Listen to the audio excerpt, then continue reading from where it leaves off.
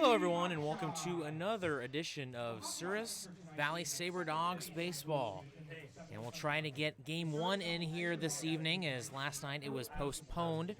And some details coming from that coming up in just a little bit. But we finished 3.5 innings yesterday, and we'll pick up where we left off tomorrow night at 5:05.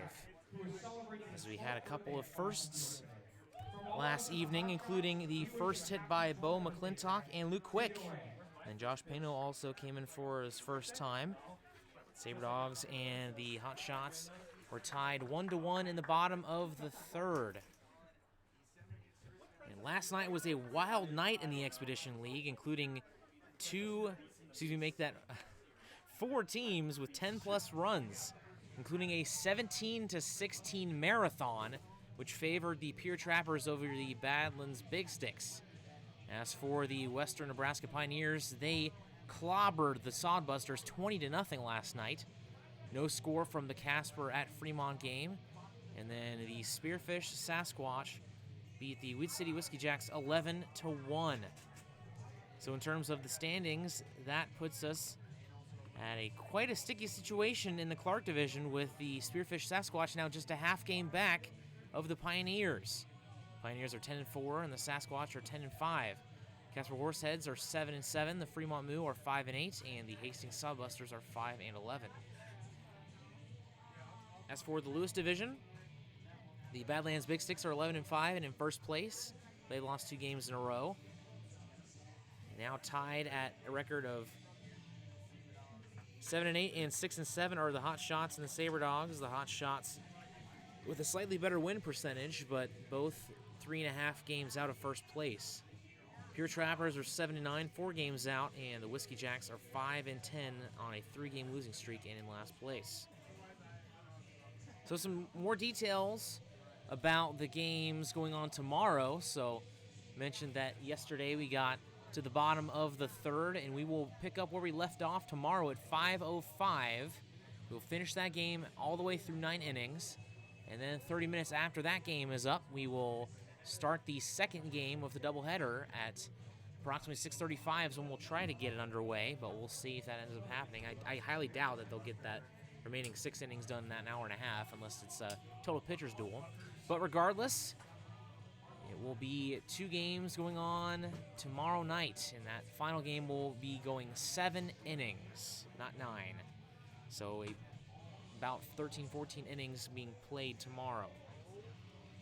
As for the Sabre Dogs, they come into this one, mentioned 7-8, coming off a win against the Fremont Moo. And the stats from yesterday do go to the season totals. So you have Luke Quick, who is 1 for 1.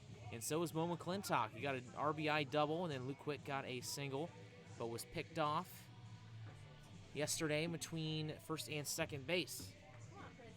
We'll see if the Sabre Dogs can get their first win on the road since last Saturday against the Badlands Big Sticks.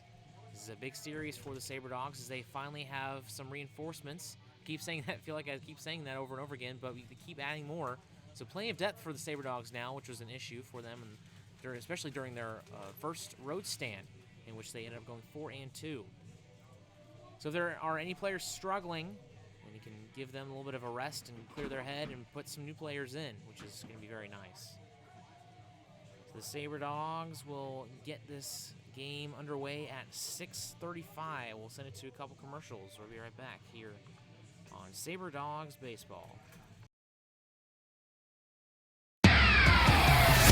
iHeartRadio. Z94 is Minot's only station for today's hit music. The Z94 audience is an active one, targeting your 18 to 42-year-olds. The Z94 listener is a need-to-know listener. They do product research. From product and customer satisfaction reviews, our Z94 audience has their smart devices at their fingertips. That's why you need to be with Z94, because we're in front of our listeners and your customers with our in-demand services like streaming, podcasts, social media. And since we brand to our specific audience, we know how to market your business. Z94, Minot's only station for today's hit music. You had a long day? An alcoholic beverage sound good right about now?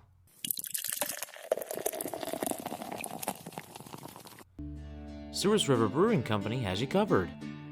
They use the most locally sourced and freshest ingredients available to create quality beers and food.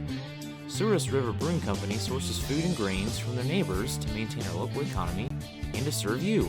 Be sure to stop by Souris River Brewing Company, a true North Dakota experience. Planet Pizza has become Minot's premier party location. Whether it's a birthday, team, family, school, or church get-together, they have everything to make your event out of this world. From arcade games to bouncy houses, they provide fun for all ages. Planet Pizza has been Minot's best pizza place for over 20 years. Don't let the fun fool you.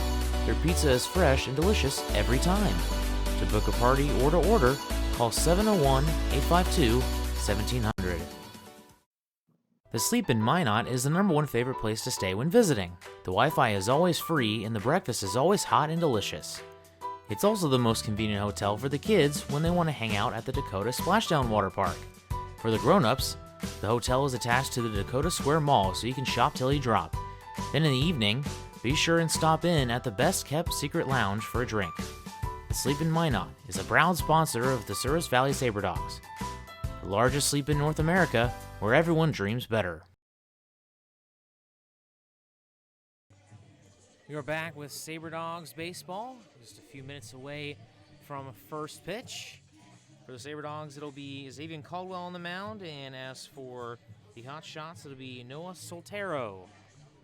And as of right now, Xavier Caldwell 0-1, 8 earned runs allowed. He has pitched and started in 3 games, and has the most innings pitched on the team with 17 1/3. He has a ERA of 4.15 with 16 strikeouts, 6 walks, and 17 hits with a whip of a 133 and striking out 8.31 batters per 9 innings.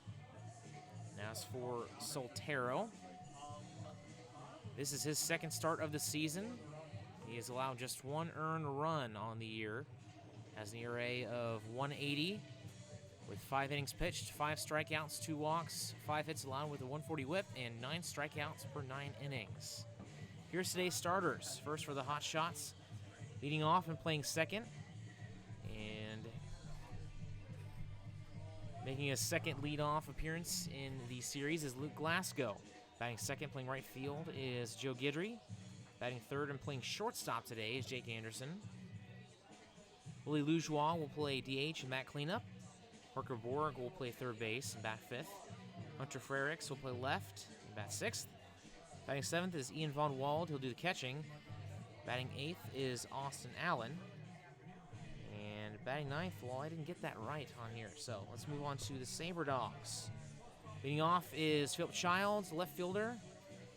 Batting second is the shortstop Mason Dennison. Batting third, playing right field, is Cruz Taylor. Batting fourth, playing third is Chauncey Callier. Batting fifth, playing first base is Bo McClintock.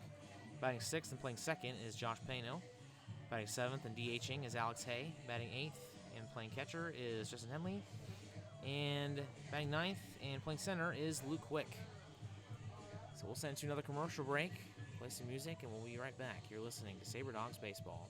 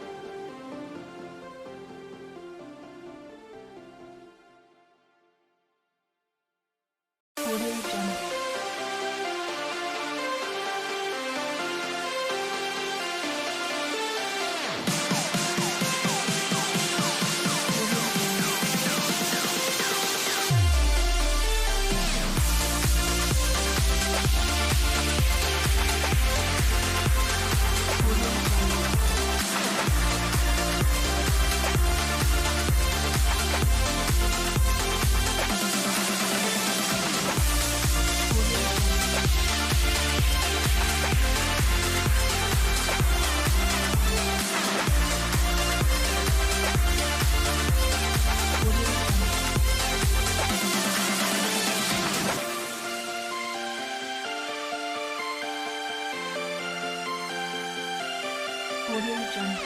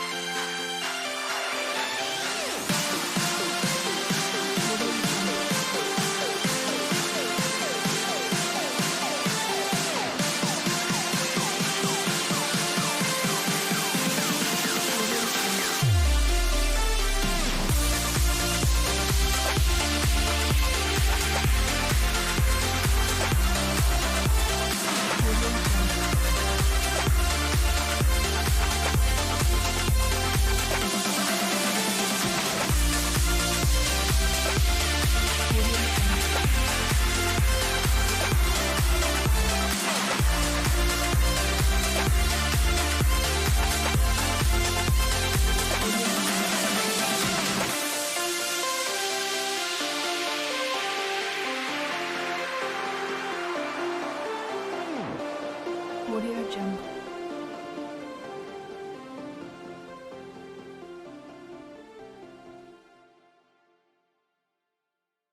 Audio Jungle.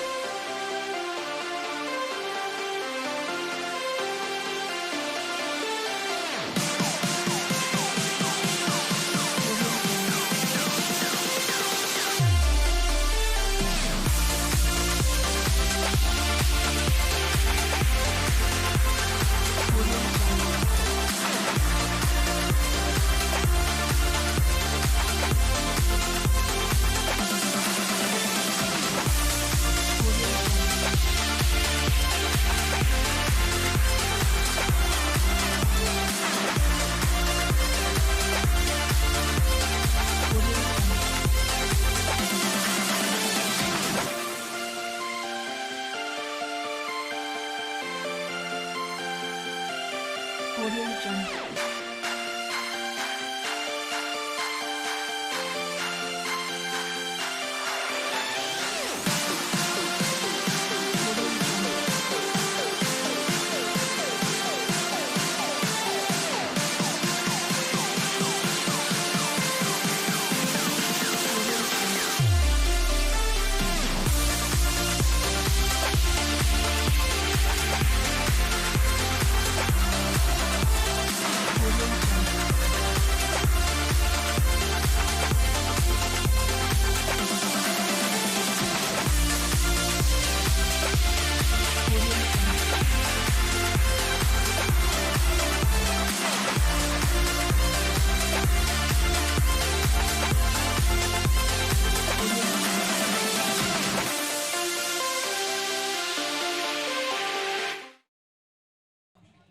So we are set for the first pitch. And for the Sabre Dogs, it'll be Philip Childs, Mason Dennison, Cruz Taylor, Chauncey Callier, Bo McClintock, Josh Pano, Alex Hay, Justin Henley, and Luke Quick. And the fielding order for the Hotshots on the mound is Soltero. Catching is Von Wald. On the infield, third base is Borg. First is Meidel. Short is Anderson, and at second is Glasgow. First pitch misses for ball one. In left field is Frericks. Center is Allen, and right field is Guidry. So we are underway here at Fossum Field in Aberdeen, South Dakota for game one of a three-game series. And what was supposed to start last night is that pitch misses for ball two. Game was suspended in the bottom of the third. It was tied 1-1, and we'll pick up that game where we left off tomorrow at 5:05. And that pitch misses for ball three. Soltero has allowed just one earned run this season.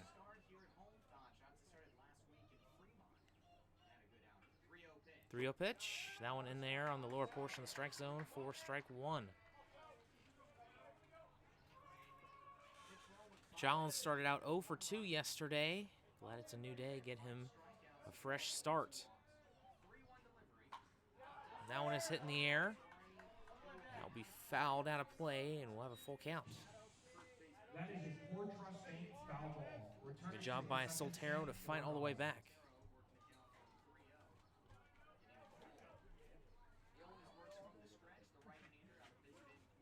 Soltero works from the stretch to start things out, despite there being nobody aboard. The 3-2. That one is hit at the shortstop.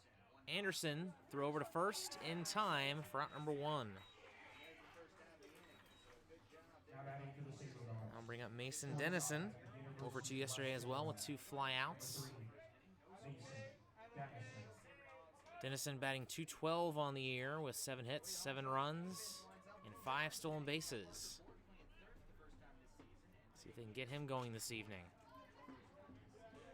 Stands in at 6'4", the tallest person on the team, with tied for a couple others, including George Locksterkamp. First pitch, that one misses inside for ball 1.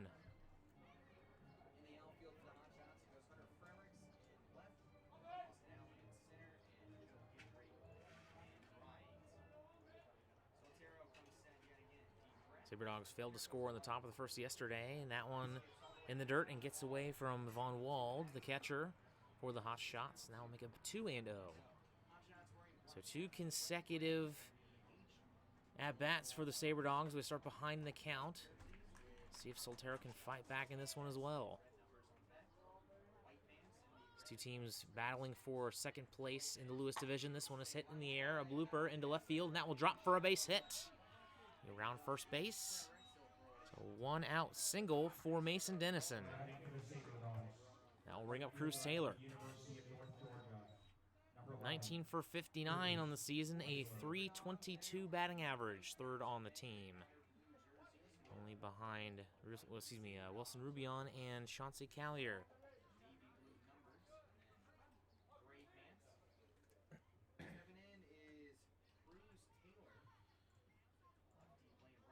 Taylor struggling the past couple days. Dennison running. First pitch is a strike. Throw down to second, not in time. And Dennison has his 6th steal of the season. They were able to run on the Hotshots a little bit yesterday. Chauncey Callier had a steal after a base hit. He came around to score in the 2nd inning. Teams only run in the 3 innings that they played. Here's the 0-1. Nobody holding Dennison on. That pitch in there, strike 2. Make it 0-2 to Cruz.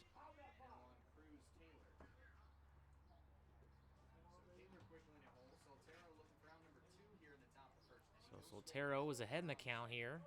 First time he's done that so far today. Here's the 0-2 to Taylor. This one fouled back, and we'll try that again. Chauncey Callier on deck. Hopefully they can get Taylor aboard safely, so that way Chauncey can come up and do his thing. He's batting .371 on the season. One of the best hitters in all of the league.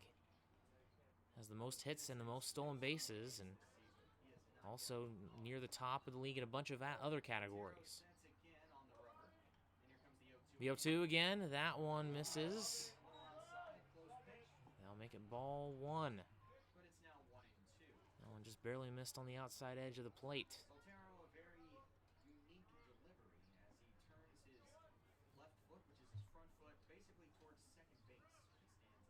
Here's the 1-2 from Soltero. Swing and a miss, strike 3. And that will be out number 2. Callier will come to the plate. We're taking a look at Soltero's stance on the mound. His stepping foot turns all the way 90 degrees towards second base. It's really interesting.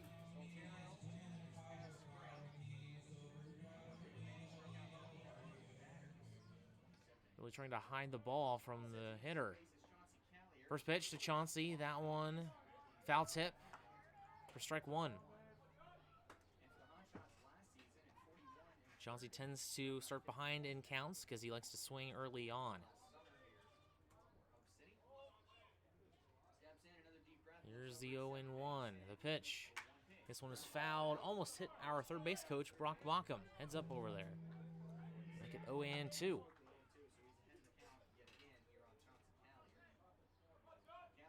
Callier has a runner on second. Mason Dennison got on with a blue base hit into left field and stole seconds.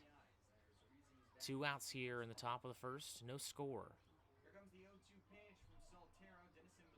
The pitch. This one fouled into the Hotshots dugout. And we will once again redo the 0-2. We'll see the top of the order for the Hotshots coming up in the bottom of the first. And Xavier Caldwell making his 4th start of the season. 17 in the third innings for Zay. Tied for the most on the team with Josh Mancuso. So once again, here's the 0-2 to Chauncey. Starting behind, fouling pitches off. That's what he does best.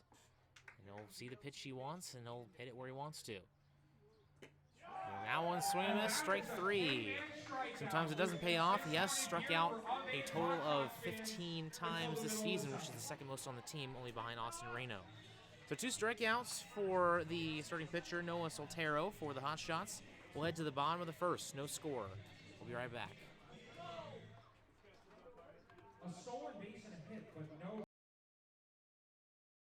Trinity Health is a nonprofit healthcare system serving northwest and central North Dakota and eastern Montana.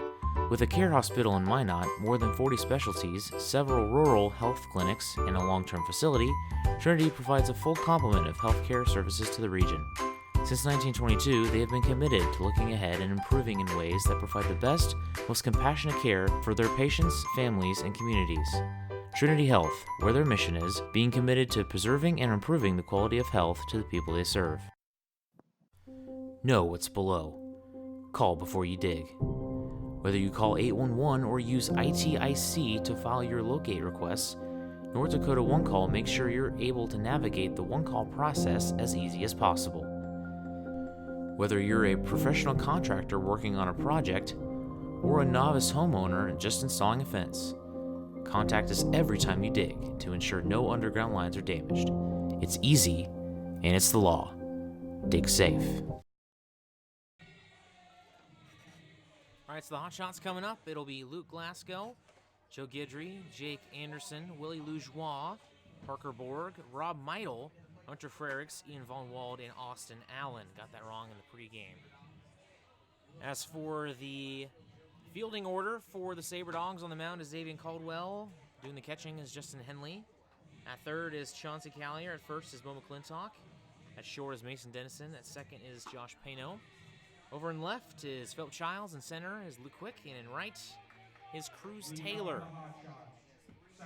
So Glasgow yesterday was able to score. He was unable to get any at-bats, but came up to the plate twice and walked both of his times up. Both of them were 5-pitch walks from Hunter Rubidoux. We will have the same roster, the same starting lineups for both teams in that first game tomorrow in the doubleheader. As the first pitch from Caldwell misses for ball 1. 1-0. That one misses for ball 2.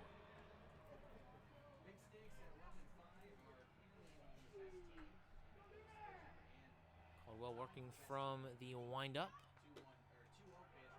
That one in there for strike 1, the right-hander from Miles College.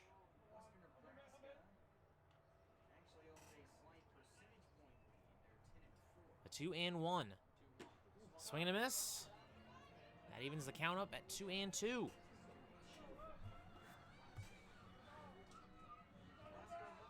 Glasgow this season batting .325.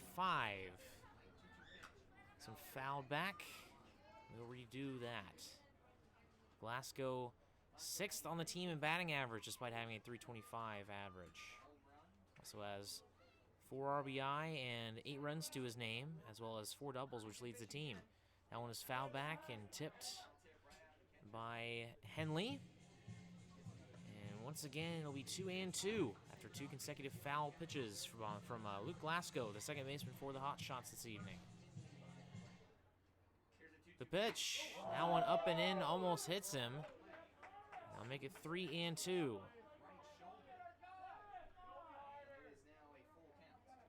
Glasgow takes a couple practice swings, gets back in the box.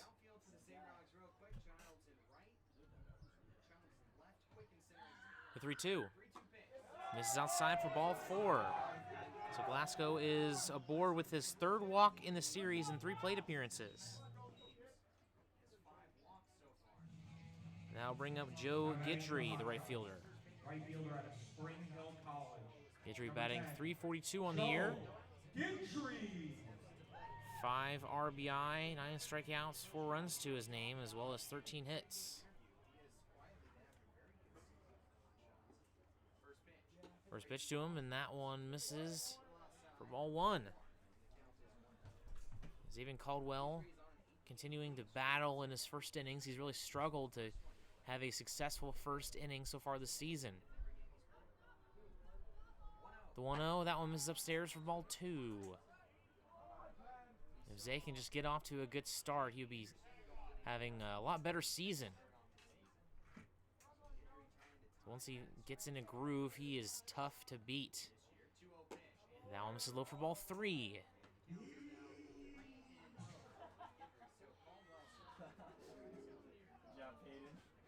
So Caldwell trying to avoid a four-pitch walk and a quick throw back over to McClintock at first.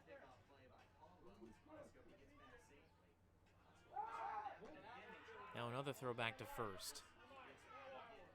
Checking up on Glasgow. Does not have a stolen base this season. This team collectively only has one player with more than one steal, and that is Daniel Rodriguez. That one hit the second baseman.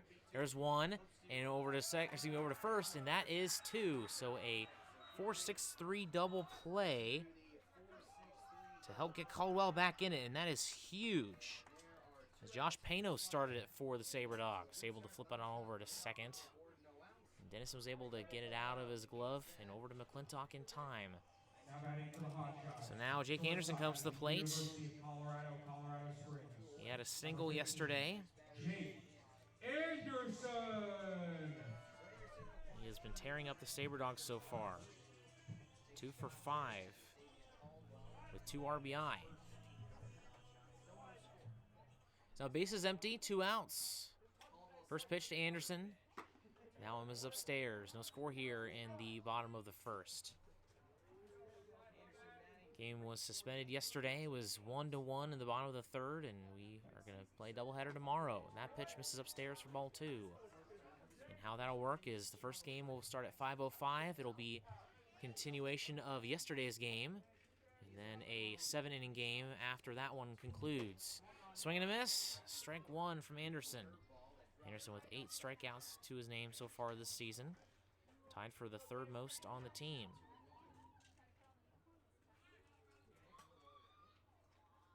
Caldwell gets the signal, gets the pitch. This one breaking pitch, and that one is pulled foul. And it will be 2-2. Once again, Caldwell fighting back after starting behind in the count. It's a chilly, breezy evening here in Aberdeen, South Dakota at Fossum Field. Beautiful day for baseball. Could get a little bit of precipitation later this evening.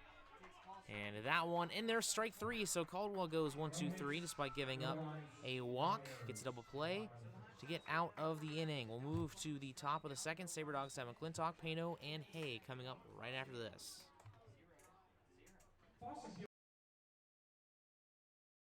Inside of your mouth ache? Not brushing as often as you should?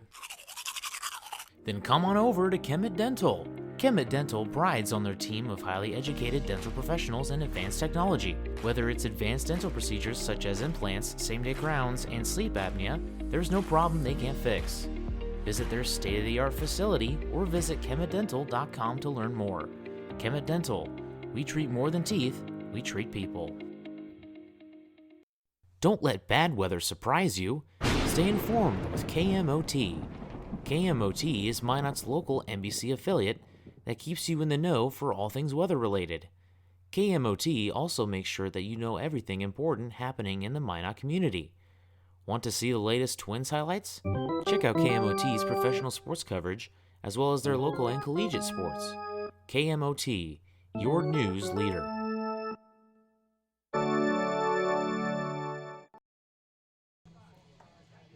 No score after one, as the Sabre Dogs will have the 5, 6, 7 hitters, Bo McClintock, Josh Pano, and Alex Hay coming to the plate. As for Bo McClintock, leadoff hitter this evening, yesterday he went 1 for 1 with an RBI double. Quite the way to start your season. See if he can continue what he started yesterday.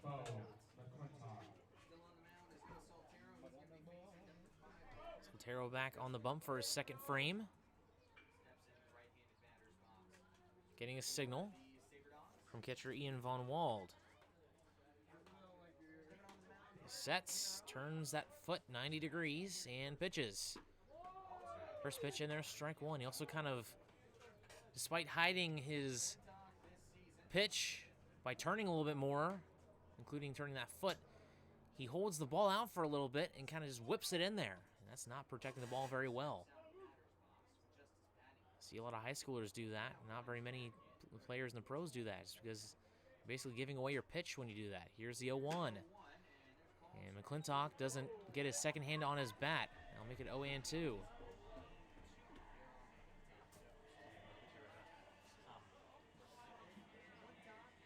He was going take all the way with that one, unless for some reason he wanted to swing at that one with one hand. What do I win? So here's the 0-2 to McClintock. Now misses outside, trying to get him to chase. Does not work. It'll be 1-2. Sabre Dogs in the first inning had Mason Dennison get a 1-out single, stole second, and he was left on base.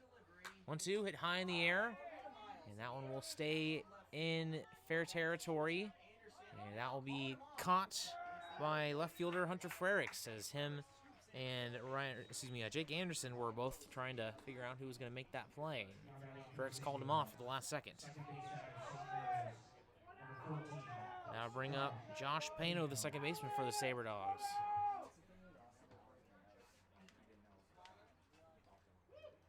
Pano was 0 for 1 yesterday with a strikeout in his first at-bat.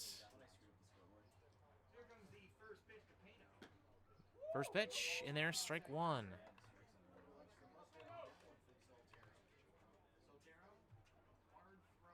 After taking 2 out of 3 from the Moo, hopefully things are starting to turn up for the Sabre Dogs, as they won the Lewis Division last season. That one is grounded foul. Sabre Dogs were knocked out of the first round of the playoffs after a 40-24 season. They were up 7-0 against the Big Sticks, but all their pitchers were out of their pitch count that their college coaches were given to them. So they had to go with a bunch of relievers throughout the evening, and they were able to come back and advance to the championship round, as that is a swing and a miss, strike 3 for Josh Pano. Now bring up Alex Hay, and he has struggled a little bit. Starting off his Sabre Dogs season, he's 1 for 6 with 4 strikeouts, but an RBI single.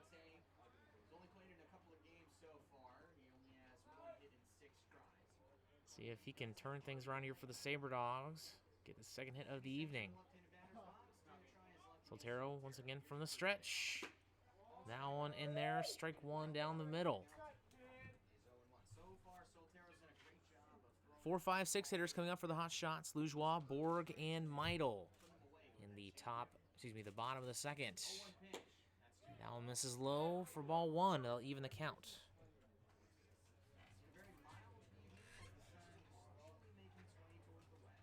Alex Hay, the designated hitter for the Sabre Dogs this evening.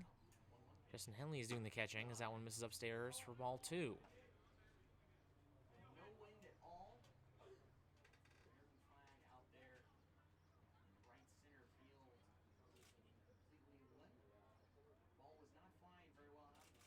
Here's the 2-1. And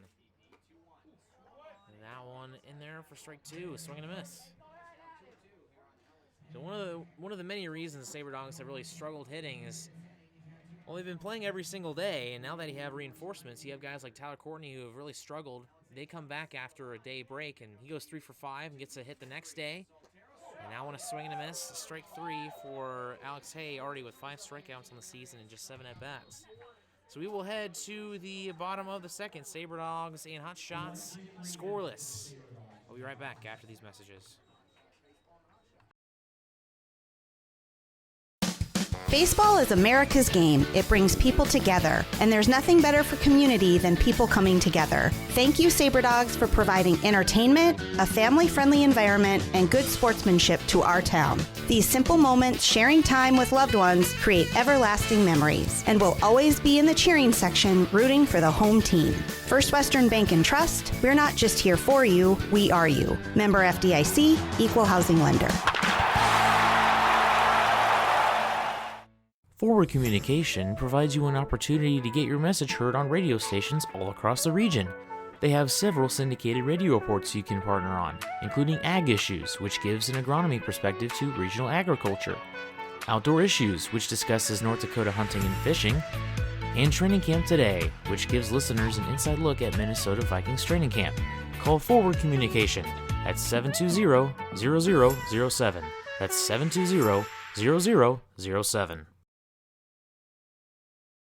iHeartRadio. 910 AM KCJB is Minot's heritage AM full-service information station, supported by the classic country favorites. KCJB listeners are ranchers and farmers and business owners. From egg reports and markets to compelling information, we are 910 AM KCJB, home of the Minnesota Twins, Minot State, and Minot High Sports. We are 910 AM KCJB, Minot's news and information station.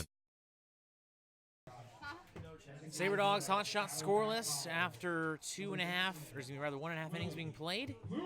Now bring up Willie Loujois, the designated hitter, batting cleanup for the Hotshots this evening. Loujois with a .483 batting average in 9 games started as the first pitch in there for strike one, and that includes yesterday's game. Then 1 for 1 to single. And that one upstairs. That will even the count up. He's got 14 hits and 29 tries, 7 runs, 6 RBI, and 3 doubles. That one in there for strike 2. Caldwell bailed out by a double play.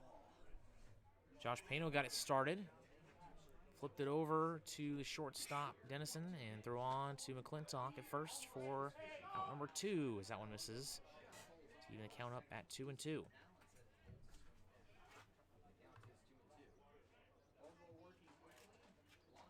Here's the pitch. Just misses on the outside corner for ball 3. I have a score update for you after the first out or after this first at bat. The 3-2. This one, a soft ground ball to Dennison. Throw over to first in time for out number 1 as an off-speed pitch kind of made Loujois look silly there. So some scores around the league. Casper already up 6-0 against Fremont in the bottom of the first at Muller Field in Fremont, Nebraska. Hastings and Western Nebraska, no score, as that game was set to start at 6:35. Don't have a score from that game. Don't have a score from the Trappers and the Big Sticks, and no score from the Whiskey Jacks and the Spearfish Sasquatch. As the first pitch to Parker Borg is in there for strike 1.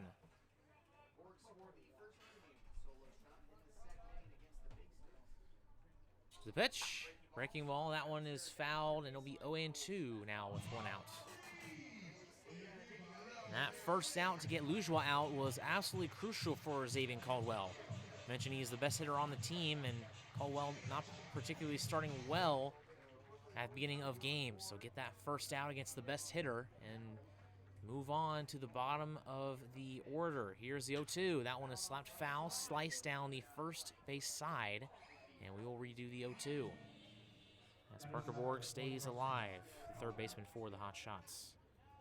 Borg is the second best hitter in terms of batting average, 385. This one hit up the middle. Once again at Dennison. Transfers it over to his right hand, throw to first. In time for out number 2. And Dennison getting a lot of work here early defensively. Then we'll bring up Rob Meidel.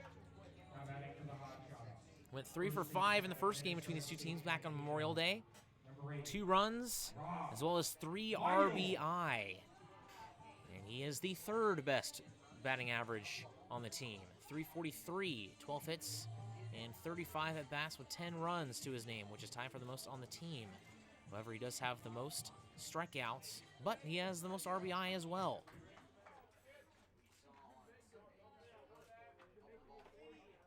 First pitch, foul tip into the glove of Henley for strike 1. Sabre Dogs have the 8-9 one-hitters, Henley, Quick, and Childs coming up in the top of the third. And that one misses inside for ball 1 as we have the storm clouds forming in the north once again. It'll probably hit us here in just a few moments. And I don't think it'll be enough to postpone the game like yesterday, as that one's in the dirt for ball 2. Those of you just joining us, Sabre Dogs and Hotshots will play a doubleheader tomorrow starting at 5:05. And that will be picking up where we left off yesterday, and then after that game finalizes, we'll have a 7-inning game. As that one misses for ball 3 upstairs. So 3 straight balls after starting 0-1 for Xavier Caldwell. 3-1. And that one misses ball 4. That'll bring up Hunter Frericks, the 7th hitter this evening for the Hotshots. Batting just .222 on the season. 4 runs, 2 RBI, and a triple with no doubles.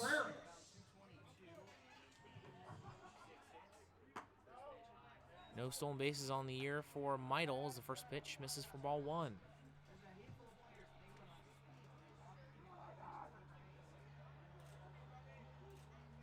Go for it first. There's a pitch, hit into left field, and that will drop for a base hit. Childs slips and falls, and he's going to head for third. And throw will be in time, gets him at third base. What a throw by Philip Childs. And that will end the inning. Wow. What a throw by Childs, and that will end the inning. It is a single from Hunter Frericks. The Meidel is gunned out at third base. We will head to the top of the third. Sabre Dogs coming up to the plate after these messages. El Azteca is authentic Mexican fast food on the go.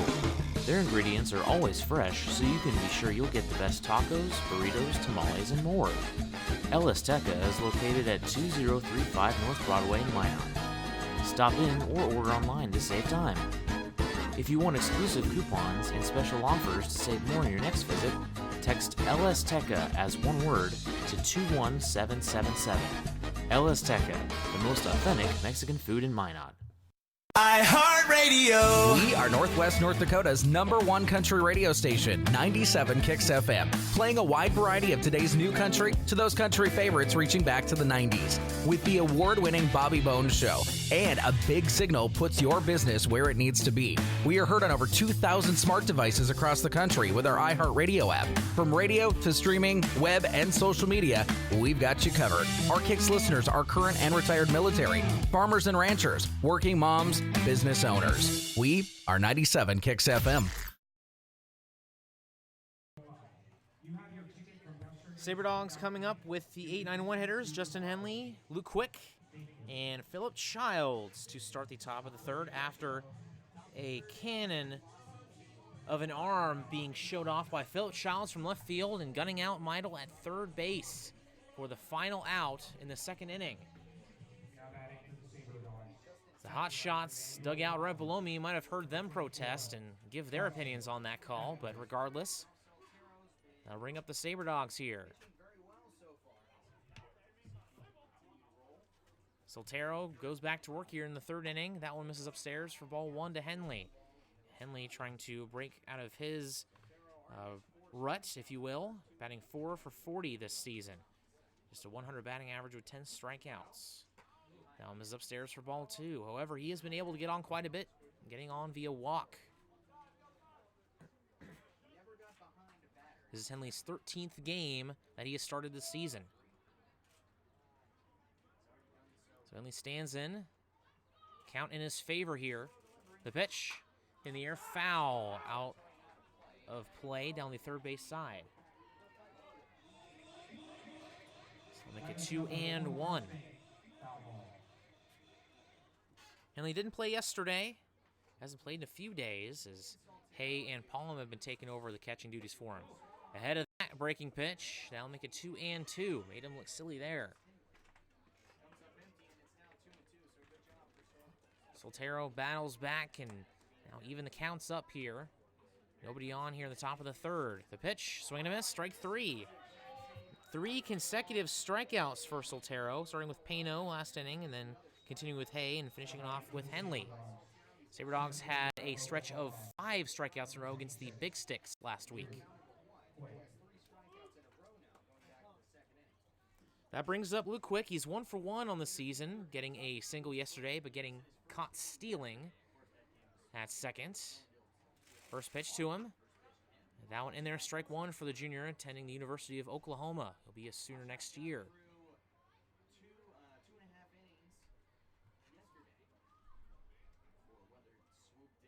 The 0-1. Waits on this one, and that one gets through for a base hit for Luke Quick, and he's 2 for 2 on the season. This young man is excellent. A great addition to this team, and he is dangerous on the base paths as well.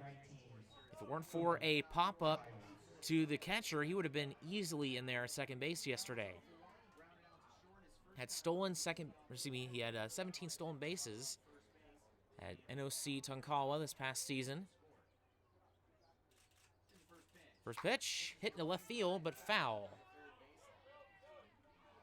They'll make it 0-1 with one out, one man aboard here in the top of the third.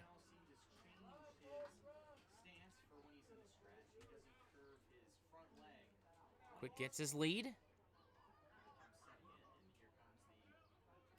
He's going to take off, pitches upstairs, ball one, throw down to second is not in time. And, well, I mean, it was in time, but the throw was wide, and the shortstop Anderson trying to dive, or excuse me, that's actually Glasgow trying to dive to make the tag.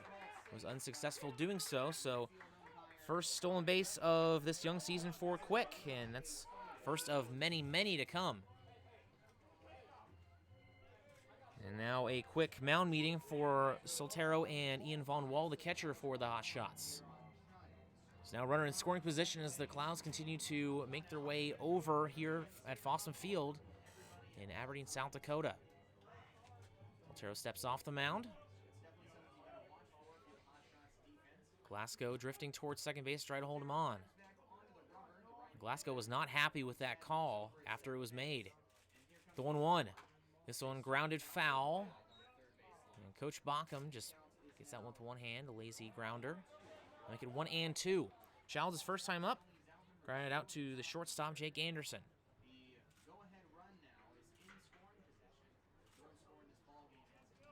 Looking for the second run of the series. Here's the 1-2. This one hit in the left field, and that will be caught by Hunter Frericks for out number 2.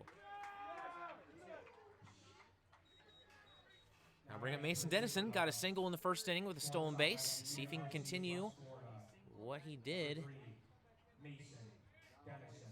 Dennison is still trying to get fully healthy as Sabre Dogs really have a huge drop-off after their 4 best hitters. After Callier, Rubion, Childs, and Taylor, they have a batting average of .322 that drops off down to Dennison. He's at .212. First pitch, and there's strike one. This is Dennison's 11th start this season.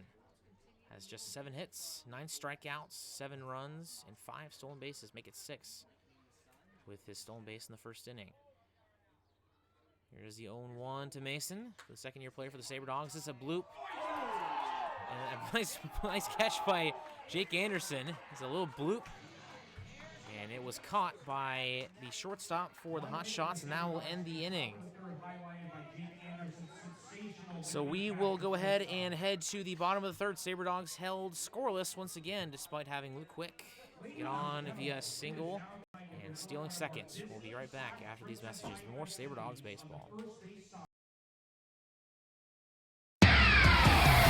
iHeartRadio. Z94 is Minot's only station for today's hit music. The Z94 audience is an active one, targeting your 18 to 42-year-olds. The Z94 listener is a need-to-know listener. They do product research. From product and customer satisfaction reviews, our Z94 audience has their smart devices at their fingertips. That's why you need to be with Z94, because we're in front of our listeners and your customers with our in-demand services like streaming, podcasts, social media. And since we brand to our specific audience, we know how to market your business. Z94, Minot's only station for today's hit music. You had a long day? An alcoholic beverage sound good right about now?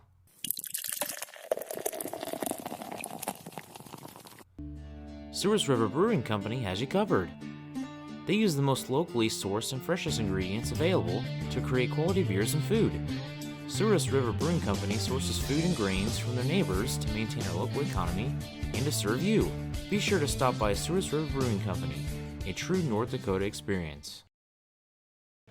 Hotshots and Sabre Dogs scoreless after the top of the third. Ian Vonwald comes to the plate for the first time today. It's the 8-9 one-hitters for the Hotshots. And as for Vonwald this season, catcher for the Hotshots, he is batting 172. First pitch in there, strike one from Xavier Caldwell out there for his third frame. 0-1. That one in there, strike two. So quickly ahead in the count is Zay.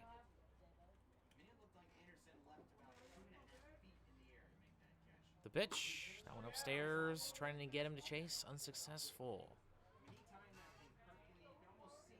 Sabre Dogs have had a couple opportunities to score in this game, have failed to bring those players home. As this is hit right at Xavier Caldwell, hits his glove, recollects, underhand throw to McClintock, gets the out. Start things off for us in the bottom of the third. That last inning, Jake Anderson, the shortstop, making an incredible jumping play. He was able to get Mason Dennison to line out, showing his hops, why he's one of the best players in this league. So that'll bring up Austin Allen, batting ninth for the Hotshots today, playing center field. First pitch to him misses for ball one.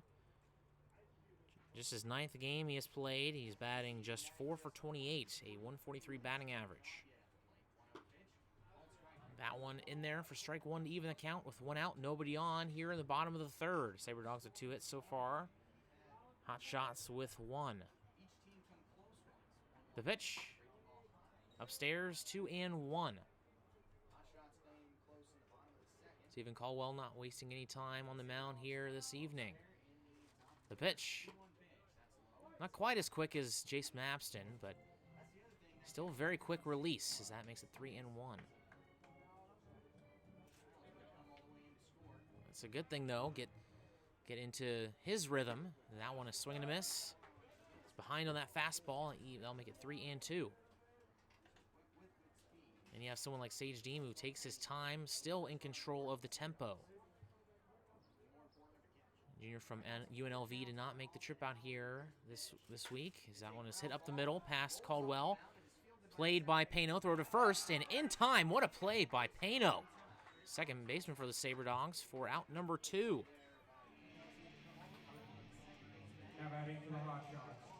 That was made just to the right of the second base. Had to throw it quite a ways in a short amount of time. Now bring up Luke Glasgow. He's making his second plate appearance. First one, he walked. And this is his 4th plate appearance. In his previous 3, he has walked in every single one. And that continues from yesterday's first 3 innings. First pitch, check swing. Didn't go at first glance. Now a check down to the first base ump, and he confirms. That will make it 1-0. Trying to see if we can get more than to the bottom of the third with this rain coming, as that one misses for ball 2. Keep an eye out on the radar here as we go through the evening. Make sure that rain stays away from here, as that one is swing and a miss. The count is now 2-1, nobody aboard, 2 outs in the bottom of the third for the Hotshots. On the unwinds, that one misses for ball 3. Sabre Dogs have Cruz Taylor, Chauncey Callier, and Bo McClintock coming up in the top of the 4th. 3, 4, 5 hitters. That one misses upstairs for ball 4. And another walk to Luke Glasgow. That is the 3rd walk of the game from Xavier Caldwell. Spring Hill College. Number 10, Joe Gentry. So batting for the Hotshots is the right fielder, Joe Guidry. He's 0 for 1 as he grounded into the 4-6-3 double play in the first inning. That one in there, strike 1. Looks like that rain's going to hit at any moment.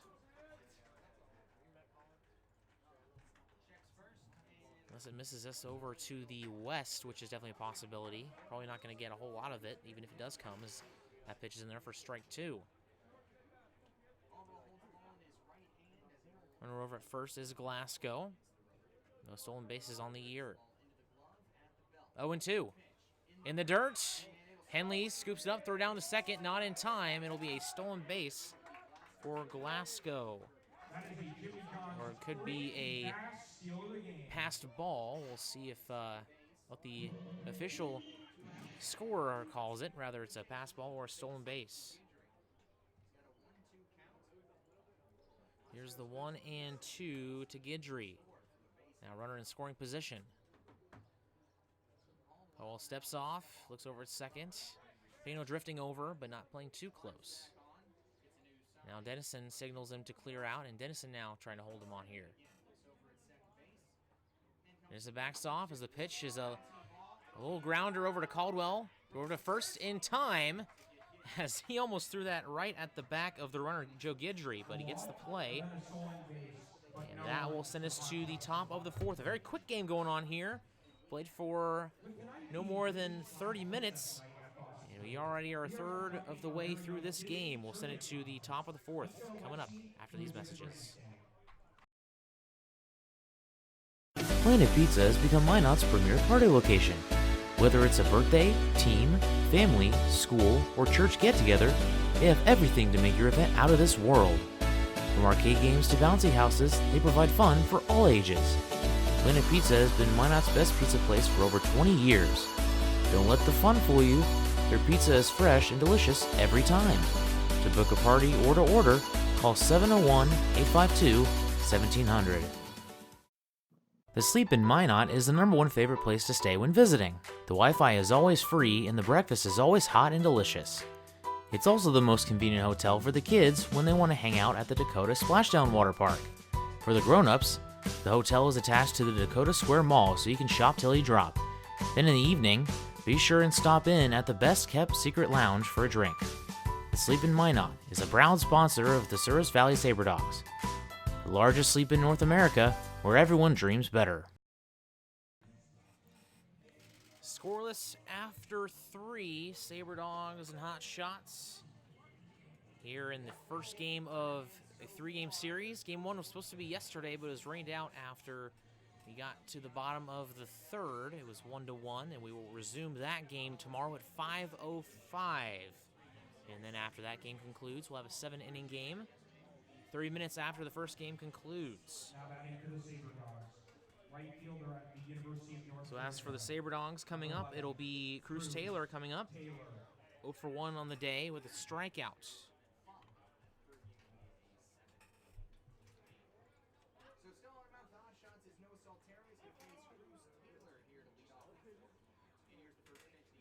First pitch, that one slapped foul on the third base line, and the count will now be 0-1. Soltero getting his 4th frame of action on the bump for the Hotshots today. Came into this game with 5 innings of work in his first starts. Pitched pretty well. Only 1 earned run as that one misses inside. Von Wald, the catcher, couldn't handle it. That'll make the count even at 1-1.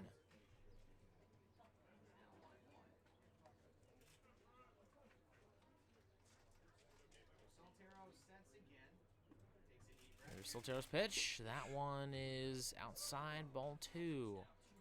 Continues to work from the stretch despite no runners being on.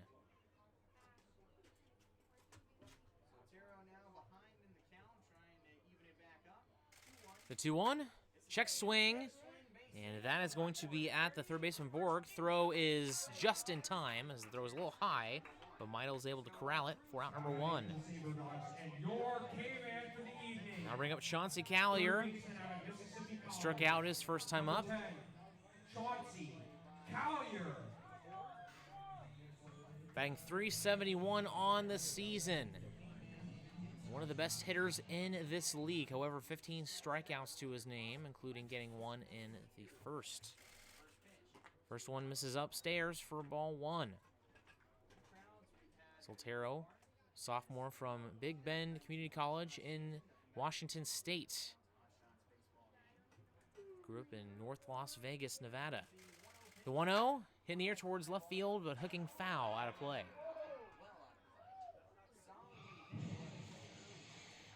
That was another fourth row single. Make it 1-1 with one out, nobody aboard. Here in the top of the fourth. In there, strike two. Got ourselves an old-fashioned pitcher's duel, it seems, a brewing.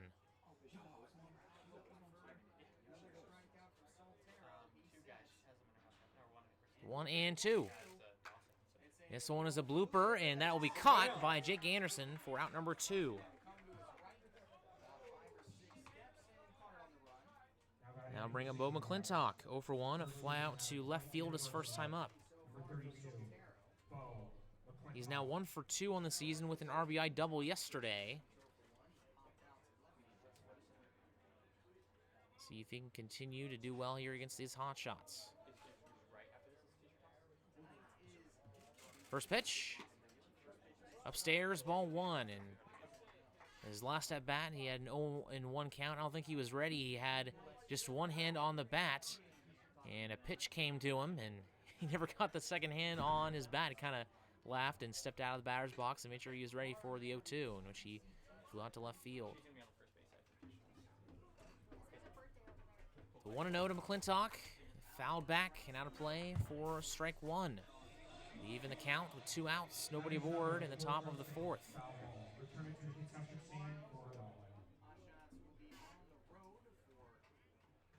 Two hits so far for the Sabre Dogs, just 1 for the Hotshots. Soltero doing a fine job on the mound so far tonight. Here's the 1-1. Check swing, it didn't go. Pitch was low for ball 2.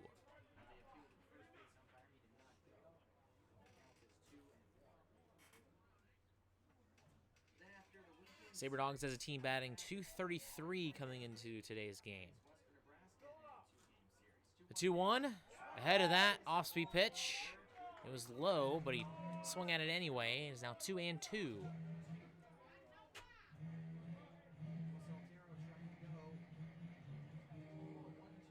Mentioned that Sage Dean did not make the trip here this week, and now it's just because of some arm tightness. He'll be hopefully ready to go as that one is fouled.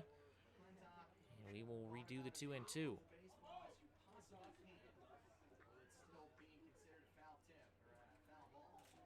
Sage Deem allowed 3 runs in 1 inning on Saturday to the Fremont Moo. Here's the 2-2.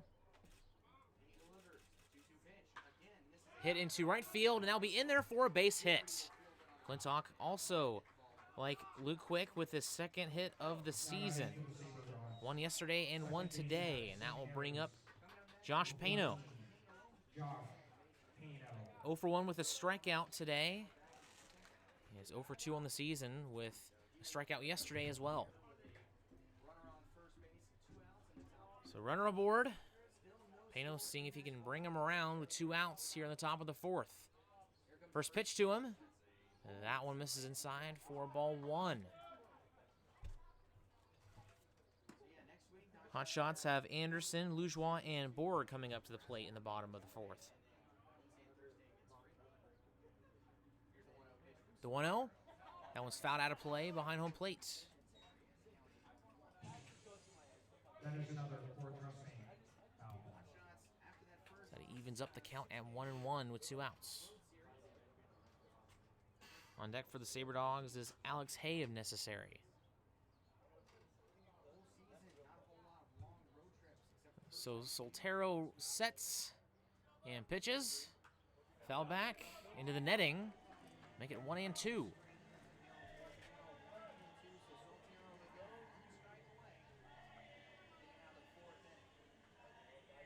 So 3 innings in a row with a hit.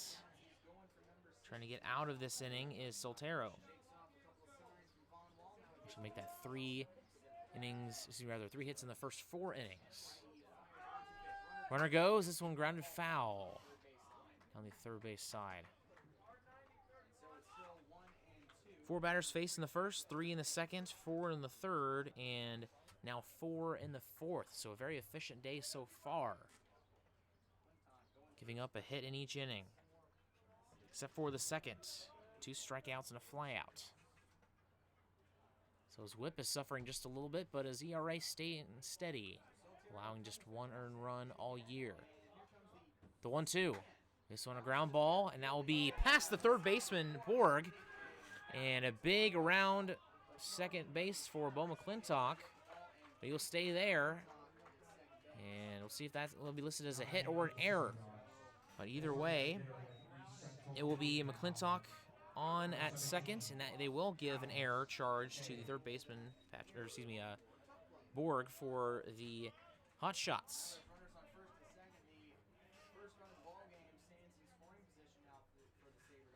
So that'll bring up Alex Hay. Has 5 strikeouts and 7 at-bats in his early season. Batted .281 with the Sabre Dogs last year. First pitch to him. Upstairs for ball 1.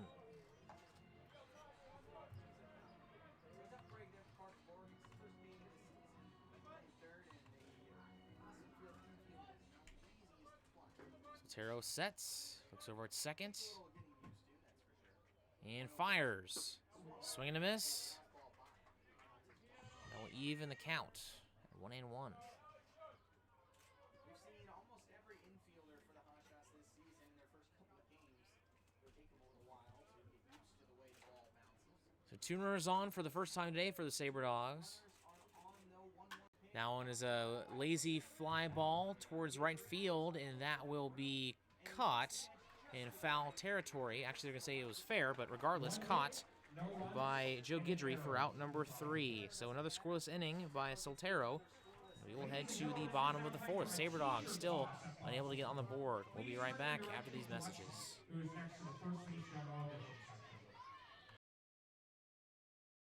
Trinity Health is a nonprofit healthcare system serving northwest and central North Dakota and eastern Montana.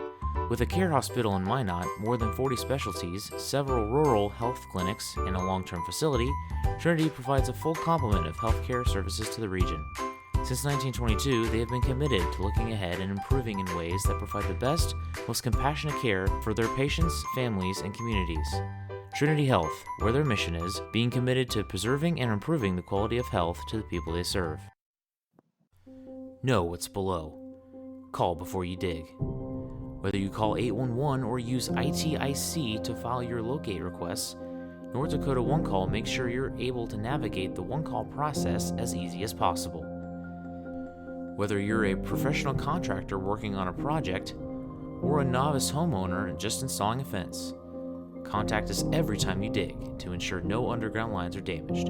It's easy, and it's the law. Dig safe.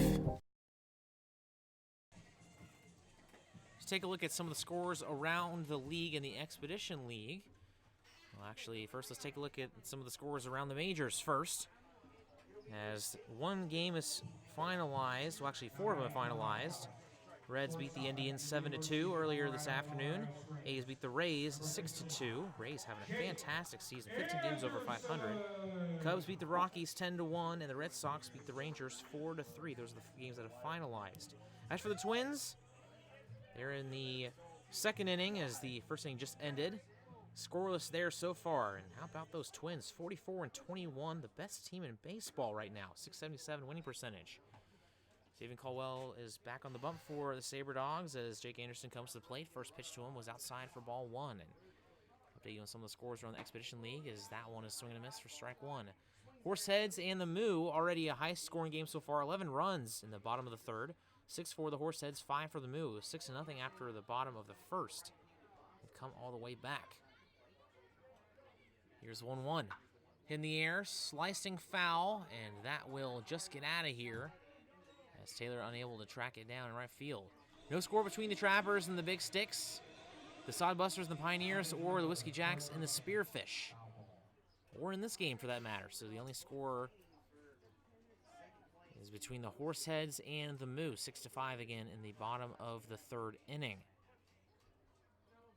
The 1-2.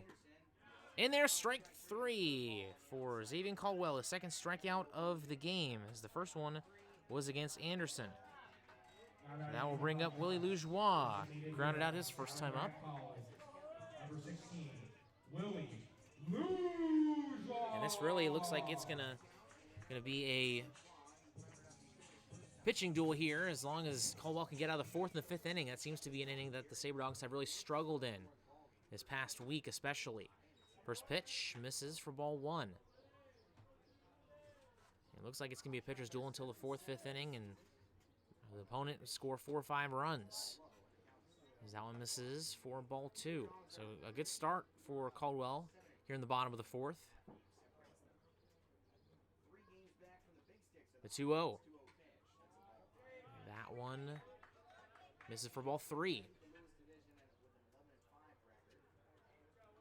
Sabre Dogs are just 3-6 at home on the season. They were 3-4 in their homestand, and 0-2 in their first 2 games. Is that one in there for a strike? They get 3-1 with 1 out, nobody aboard in the bottom of the fourth with no score. The 3-1 upstairs, ball 4. So the fourth walk of the game for Caldwell.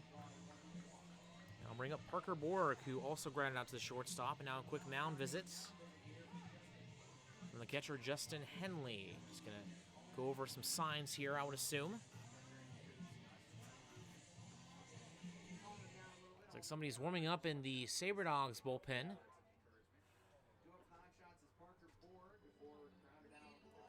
Keep you updated on the status of whoever that is during the bullpen. Very difficult to see. Got some yellow plastic barriers in the way, preventing me from seeing the number. Oh, there we go.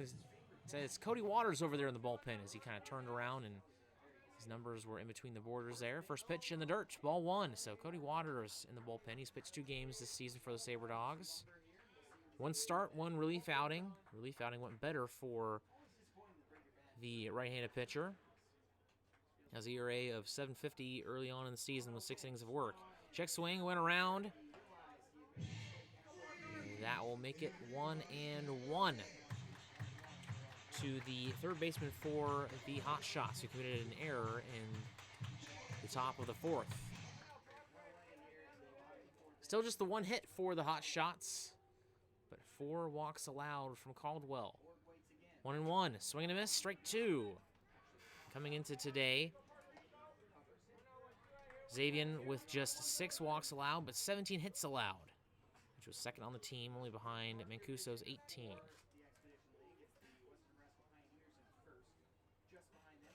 Caldwell trying to get a good grip here as he is ahead in the count, 1-2. 1 out, 1 man aboard. From the stretch, Caldwell goes to work. Looks down, now looks over at the first base runner. Pitch misses upstairs, even the count at 2-2. And the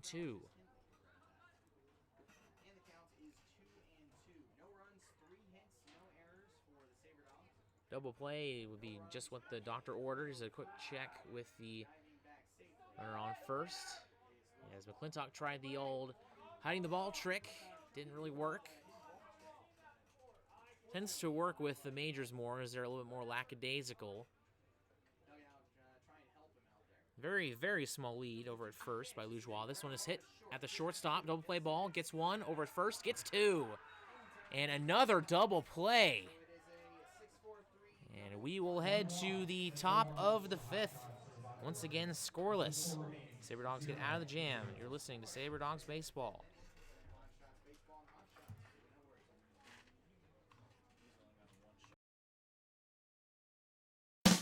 Baseball is America's game. It brings people together, and there's nothing better for community than people coming together. Thank you, Sabre Dogs, for providing entertainment, a family-friendly environment, and good sportsmanship to our town. These simple moments, sharing time with loved ones, create everlasting memories, and will always be in the cheering section, rooting for the home team. First Western Bank and Trust, we're not just here for you, we are you. Member FDIC, Equal Housing Lender.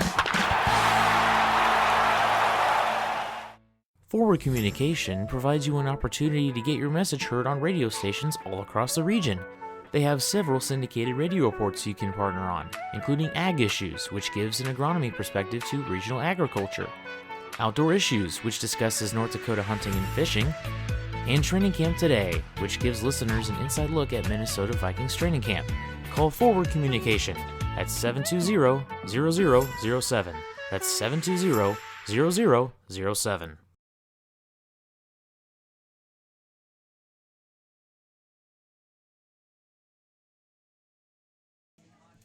Sabre Dogs have the 8-9 one-hitters, Justin Henley, Luke Quick, and Philip Childs coming to the plate. That was exactly what happened after the third inning, and Sabre Dogs now about to come through with their third time in the hitting order, which is usually the time when the pitching starts to break down a little bit and hitters will get a little more accustomed to what the pitcher has to offer. We'll see if that affects what happens here in the bottom of the fifth.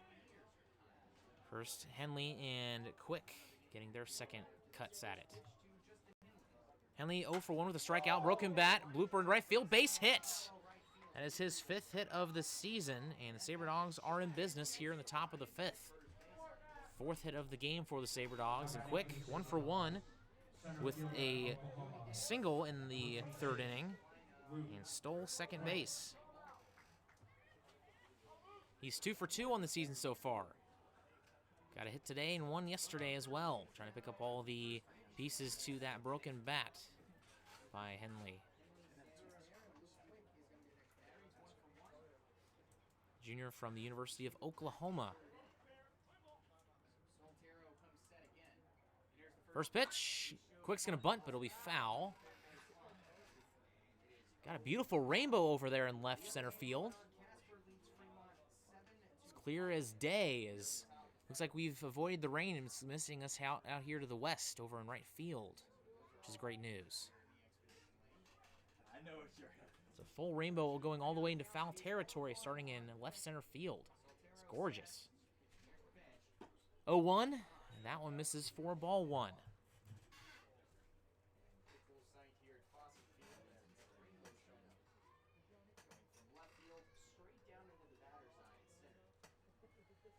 Here is the 1-1. That one misses for ball two.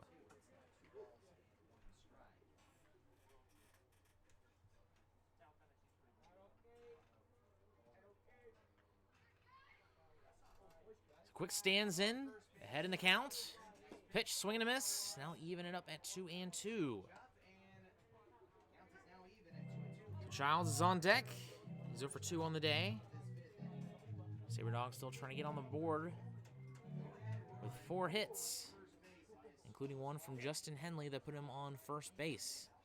The pitch, that one foul tip, and that did not hit a good area from Von Wald as he goes down to his knees and bends over, taking his time here. Jacob Giroux, the head coach for the Hotshots, go over checking up on him. Now the trainer comes out, going to make sure he's okay.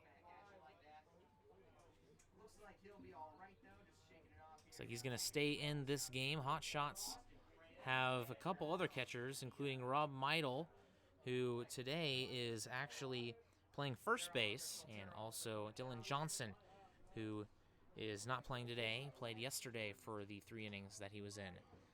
So he will stay in the game.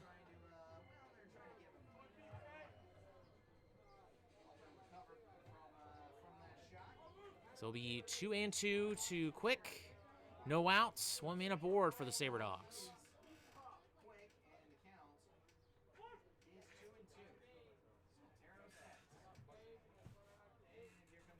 The pitch in the air, a little blooper in the infield, and that will be caught by Anderson for out number 1. Now batting for the Sabre Dogs, left fielder out of the University of Texas Arlington, number 19, Philip Childs. So I bring up Philip Childs. He's coming on for his third at-bat of the day. He's 0 for 2, a ground out and a fly out. He was 0 for 2 yesterday. This one hit into left field, and that will drop for a base hit. And that will advance Henley on to second base. Now runner in scoring position for Mason Dennison. Shortstop out of the University of West Florida, number 3, Mason Dennison. So Dennison, 1 for 2 on the day. single in the first and a line out in the second. He had a line drive in the third that was caught by Anthony Anderson for a spectacular play that ended the inning. First pitch to him. That one fouled back out of play for strike one. That is another Fort Trusting foul ball. So one swing of the bat can put the Sabre Dogs on the board for the first time today. Soltero continues to go to work here in the top of the fifth. Looks back at second at Henley. Double take, and here's the pitch. Swing and a miss, strike two. Nasty changeup. As Dennison's bat was almost through the zone before the ball even got there. Dennison quickly behind in the count. Trying to once again not leave anybody on base. Soltero now has Dennison 0-2. He would love a second out here in this inning. Check second base. The 0-2. To the plate. That one's grounded foul past Brock Baucom Still the 0-2. Infield and on double the third play base now. side, and we'll redo the 0-2. Cruz Taylor on deck for the Sabre Dogs. Love to get him a crack at it here with runners in scoring position.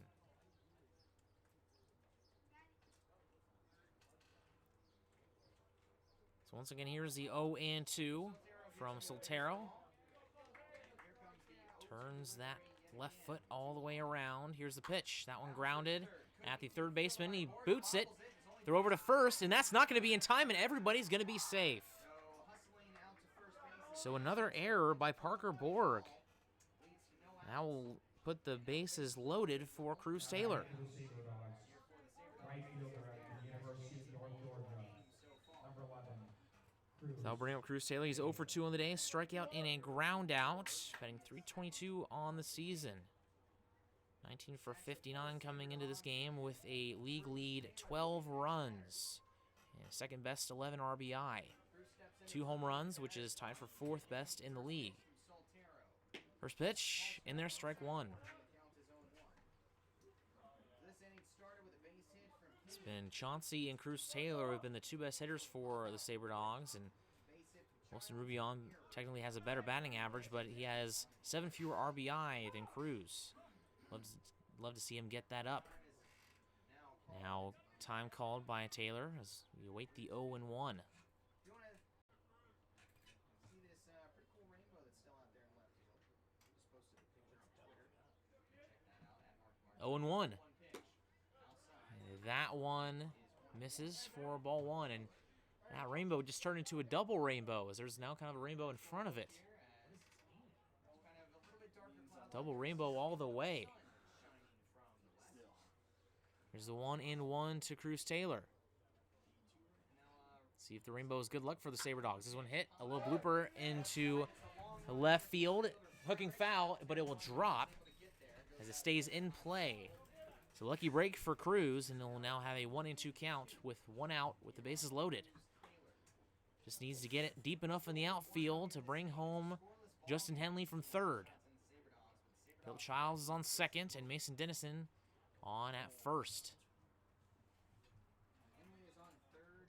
Childs is on second. And Dennison is on first. 2 errors on the day from Parker Borg has helped the Sabre Dogs. Sets again. Here's the 1-2 from Soltero. Swing and a miss, strike 3, and that is huge for the man on the rubber. And that'll bring up Chauncey Callier. Still got some work to do here. And your K-man for the evening. Chauncey 0 for 2. Mississippi College. Strikeout and a lineout. Chauncey Callier. 23 hits and 64 at-bats with 10 stolen bases and 15 RBI.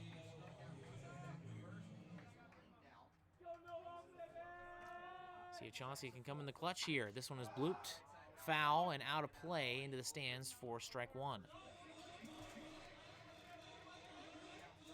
That is another 0-1 count coming up for Chauncey. Coming up for the Hotshots, it'll be Meidel, Frericks, and Von Wald.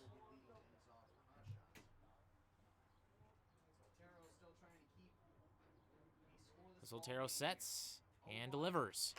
This one grounded foul, and once again, Chauncey behind 0-2. See if he can stay alive this time. mentioned he struck out in the first inning, was behind 0-2 then as well.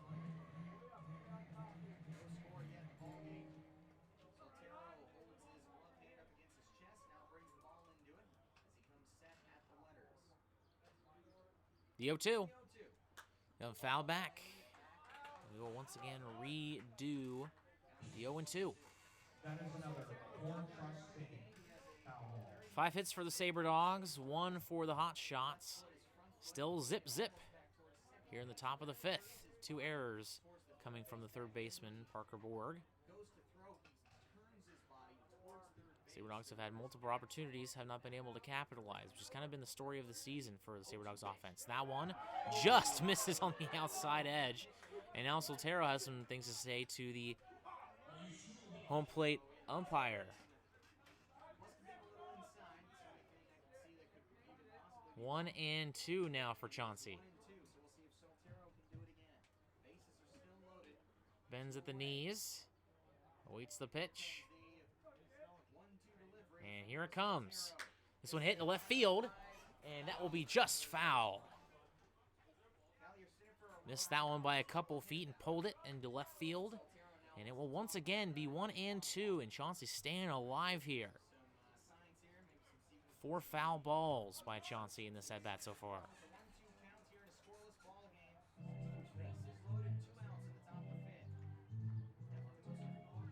Chauncey has 40 points up on the second-best hitter, Wilson Rubion. See if he can add to that here this evening. A base hit right here would definitely help. Trying to stay in MVP contention. So here is the pitch from Soltero. The 1-2.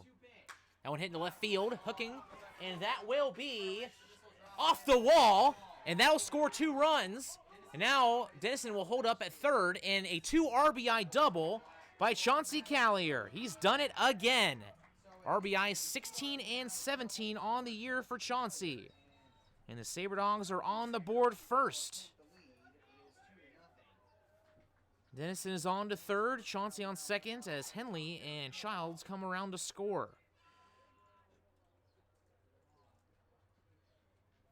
Now, a quick mound meeting.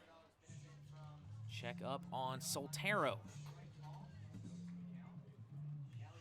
As he has went 4 2/3 innings and has been really good until this point. Just one little slip up. And that's what you get when you face Chauncey with bases loaded. Doesn't matter how many outs there are. So hit number 24 in the season for Chauncey. Again, RBI 16 and 17, which is one of the best in the league.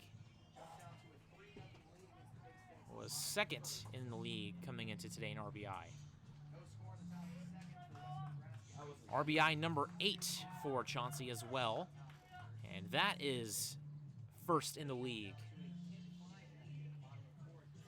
The Sabre Dogs strike first here in the top of the 5th. They lead 2-0 with Bo McClintock coming to the plate. He is 1 for 2 on the day and 2 for 3 on the season. RBI double yesterday, a single in the 4th, and a fly out in the 2nd. Reminder that we will continue where we left off yesterday at 5:05 tomorrow. And then a 7-inning game will follow that one 30 minutes afterwards. First pitch to McClintock, misses low for ball 1. This mound, a huge difference between this mound and the one in Dickinson, as the one in Dickinson is basically flat. It's a turf mound, and this one a huge drop-off as it is a dirt mound. The 1-0. Now misses low for ball 2.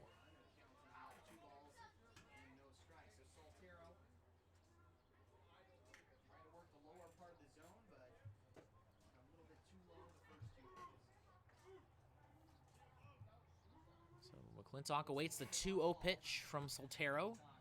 Runners on second and third. The pitch. Swing and a miss. Strike 1 for McClintock.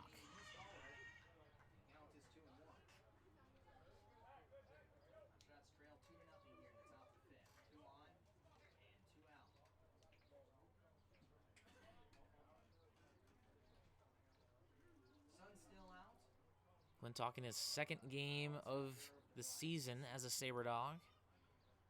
Do some more damage here if he gets a base hit, as that one is fouled out of play. We'll even the count at 2-2. That is the number, the 4 trusting foul ball.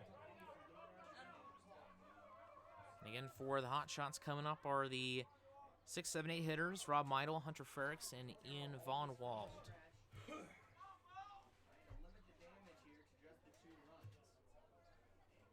Here's the stretch from Soltero. He sets and delivers. Gets some ground ball down the third baseline, foul. Just misses hitting Mason Dennison over there.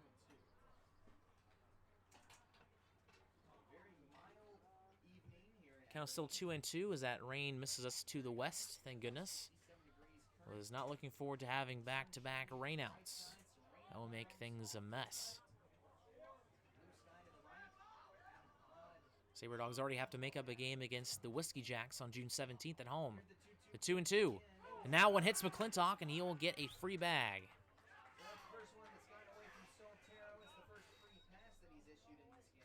That'll bring up Josh Pano with the bases once again loaded. He reached via an error in the 4th inning and struck out in the 2nd. Still looking for his first hit as a Sabre Dog.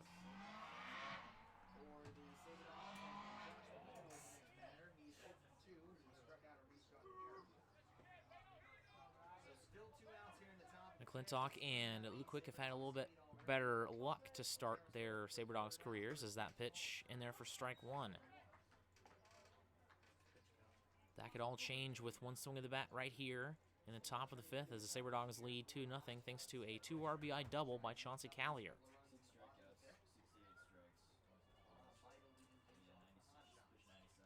Here's the 0-1.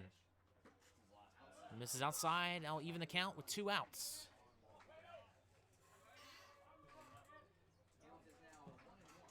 So Austin Reno didn't play yesterday. He's not playing today either, as he's still dealing with a finger injury when he slid into the fence on Sunday against the Moo. The 1-1. That one misses low. And Austin stayed in the game, finished it out, but it's definitely swollen. I mean, I looked at it yesterday. It's definitely still swollen, has a few cuts on it as well. So trying to get that healed up. May not see him for the rest of the series, but we'll see and keep you updated. But again, not playing yesterday was Reno, and not playing today is that one in there for strike 2 as Dennison tried to make it look like he was stealing home. But Soltero didn't go for the bait and stayed focused and threw a strike. And that evens the count at 2-2 with 2 away. Bases loaded for the Sabre Dogs. Looking over at third, nobody holding on Dennison. Here's the pitch. This one a little blooper, and that will drop for a base hit into shallow right field, and that will score 2 more runs. And now I'll throw over to third base, and that will advance the runner Pano over into second, and it will be a 2 RBI double for Josh Pano. So it will be a 4-0 lead for the Sabre Dogs.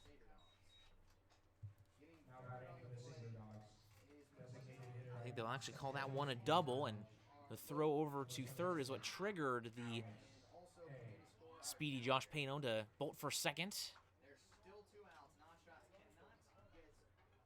Soltero will stay out there for the time being as Alex Hay comes to the plate, 0 for 2 with a strikeout and a flyout. This one fouled back into the screen for strike 1. Sabre Dogs trying to get back to 500.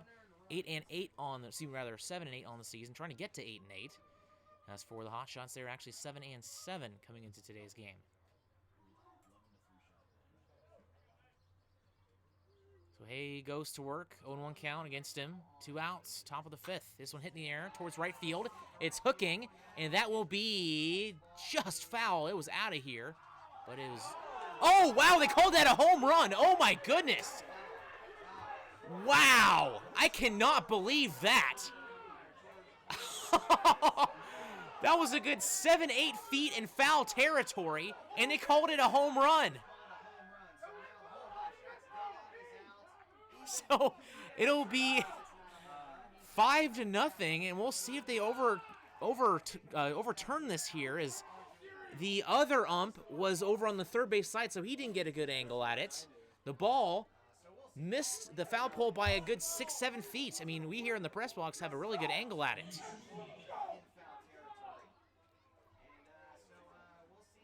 Wow, I am just in shock right now. And there is obviously no instant replay in this league, so anything that he says goes here, as the third base umpire missed it too. The fans in the dugout, including head coach Jacob Giroux, are very disappointed, and deservedly so. That is completely outrageous. The scoreboard still just reads 4-0. They haven't put the runs on just yet. And I can honestly kind of see why.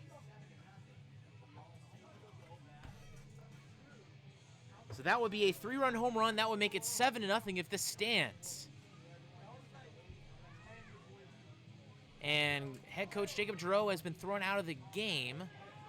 And now the third base umpire, he, after the home run was called, jogged over to the first base side and now is going to make sure that Jacob Giroux gets out of the game as he comes in and breaks up things between the home plate umpire. I mean, this is just unbelievable. So it is 7-0 Sabre Dogs. I mean, as much as I want the Sabre Dogs to win, I don't know if I want us to win like that. I mean, that is absolutely ridiculous. And Giroux is still out there jawing with the third base umpire. I mean, deservedly so. I mean, just because the home plate umpire missed the call doesn't mean that the third base umpire should miss that call too.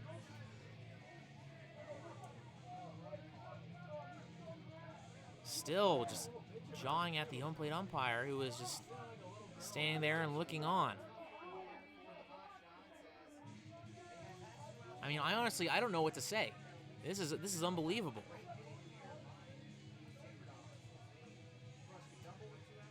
And again, that was officially a 3-run home run by Alex Hay, but that missed the foul pole by a good 7-8 feet in right field. 326 to right field, 324 to the left foul pole, 367 to right center, and 380 to left center, and no foot marker and dead straightaway center. And Giroux getting his last words in and trotting back towards the dugout, and he is done for the day. I mean, that is absolutely unbelievable. Now batting for the Sabre Dogs. So now batting is Justin Henley. Number 24, Justin Henley. So the Sabre Dogs have a 7 spot here in the top of the 5th. We got a fan over here screaming on the third base side. If he's not careful, he might get thrown out. First pitch to Henley. That one misses for ball 1.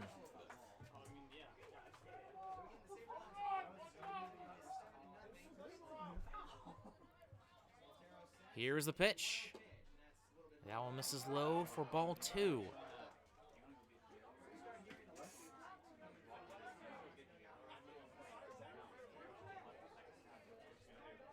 Henley coming to the plate for his second time around here in the 5th inning. That pitch misses for ball 3. And now the umpire looking over at the dugout here as the dugout continues to jaw it up here. As it's pretty much everyone in the Hotshots dugout. I mean, there's not a single player who's not saying something. So he can't really throw everyone out. I mean, he could. Honestly, he has the authority to do so, but he doesn't do anything here. I don't even think he gave a warning. Just everybody screaming at him. I mean, this is completely gone out of hand, and the umpires have done a terrible job of keeping everything under control here, as there's a 4-pitch walk. Now batting for the Sabre Dogs. I mean, Center fielder at Oklahoma. with everything that's gone on, they really need to give a warning of some sort there. Because they're just going to continue talking over and over again if something doesn't get done here. I mean, I don't care what the call is. I mean, you got to keep things under control here, and you're professionals. So that'll bring up Luke Quick for the second time around this inning. Flew out his first time up in the 5th. In the 3rd inning, which feels like an hour ago now with this 5th inning going on, he got a base hit and a stolen base. So The Sabre Dogs continue to go to work with 2 outs in the 5th inning. Is that one in there for strike 1? And now a Bronx cheer after that called strike.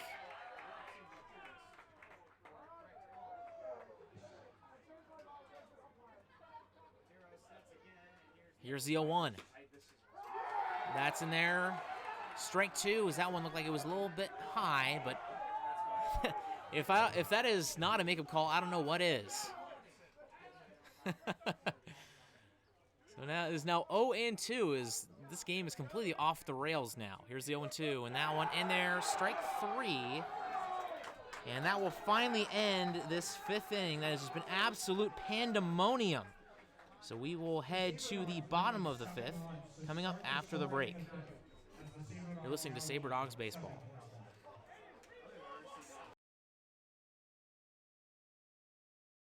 Inside of your mouth ache? Not brushing as often as you should? Then come on over to Kemet Dental. Kemet Dental prides on their team of highly educated dental professionals and advanced technology. Whether it's advanced dental procedures such as implants, same-day crowns, and sleep apnea, there's no problem they can't fix. Visit their state-of-the-art facility or visit kemetdental.com to learn more. Kemet Dental. We treat more than teeth, we treat people. Don't let bad weather surprise you. Stay informed with KMOT. KMOT is Minot's local NBC affiliate that keeps you in the know for all things weather-related. KMOT also makes sure that you know everything important happening in the Minot community. Want to see the latest Twins highlights?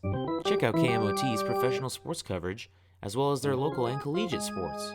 KMOT, your news leader.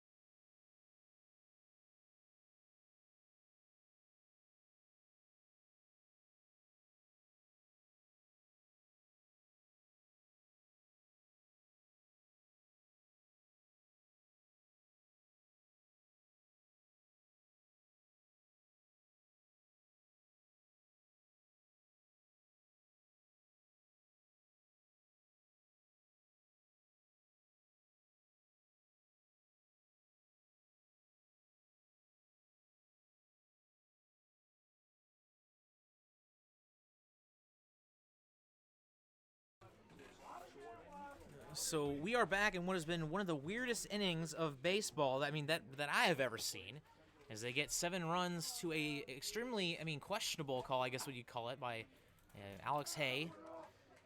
Sabre Dogs lead it 7-0 as Zay Caldwell starts behind in the count 2-0 to Rob Meidel. That one is hit shallow, center field. And making the play is Luke Quick for out number 1. some of the crowd members here chanting home run after that little bloop out. I have no words for what just happened. Again, those of you just joining us, it was a quote-unquote 3-run home run by Alex Hay, but it was a good 8-9 feet to the right of the right field foul pole. Definitely should have been foul, as that one is grounded foul for strike 1. As soon as that ball went over the fence, he had the dugout saying it was fair for the Sabre Dogs. They're over in that area, but they weren't really thinking that was fair. They're just trying to persuade the umpire, and it worked. Here's the 0-1 from Caldwell. And that one misses. Even the count at 1-1. I was told that a player was thrown out of the game. Not quite sure who that was. As that one misses for strike 2. That is in there for strike 2, rather. The 1-2 from Caldwell misses. And even the count for Hunter Frericks. 1 for 1 in the day. Got a single in the 2nd inning. Some grounded foul.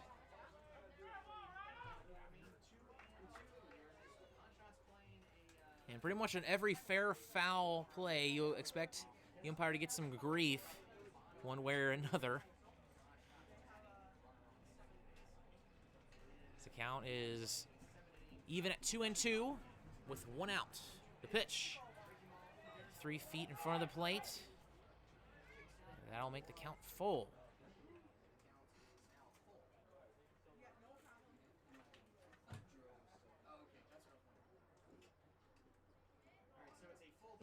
Three and two. That one is hit at the third baseman, Chauncey Callier. Throw over to first in time for out number 2. And I guess it's not every fair foul. It's pretty much every single pitch that the fans are giving the umpire grief. Number 33, Ian Vonwall. Ian Vonwall comes to the plate, grounded out to Caldwell in the 3rd inning.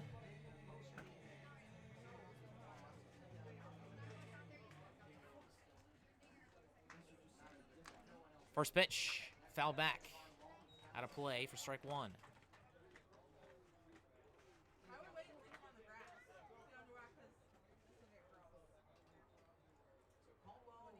The 0-1. Breaking pitch, nice throw from Caldwell, makes it 0-2.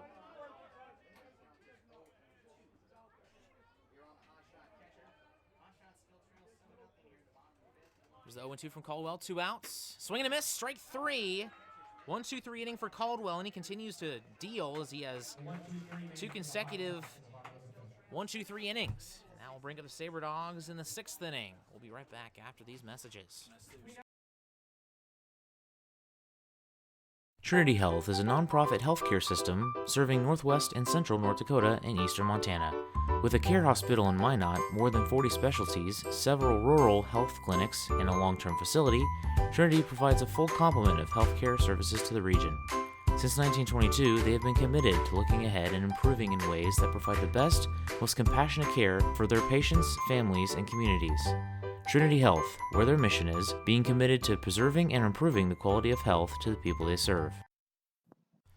Know what's below. Call before you dig. Whether you call 811 or use ITIC to file your locate requests, North Dakota One Call makes sure you're able to navigate the One Call process as easy as possible.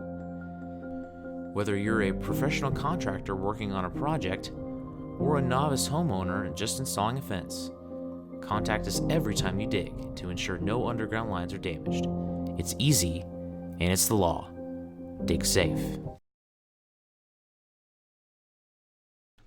New pitcher for the Hub City Hotshots is Dylan Johnson, listed as a catcher on the roster. And Johnson, so far this season, has a total of 0 innings as he comes in, trailing 7-0. That's a signifier that Hotshots aren't giving up, but definitely not trying to burn any arms with a doubleheader tomorrow. We'll see how far they let Caldwell go as he's gone 5 scoreless frames with just 1 hit with 4 walks. Soltero's done with 8 hits allowed and 7 runs. And a total of 5 innings. So that'll definitely up his ERA, which was sub 1 coming into today's game. Excuse me, just barely over 1, rather. So coming up for the Sabre Dogs, it will be Philip Childs, Mason Dennison, and Cruz Taylor. They have Notorious B.I.G. playing, and that was actually his walk-up song in Why Not. Not quite sure how that ended up being there, but that's pretty convenient. Hopefully that'll get him pumped up here as he is 1 for 3 with a run, a ground out, and a flyout. University of Texas Arlington, number 19, Philip Childs.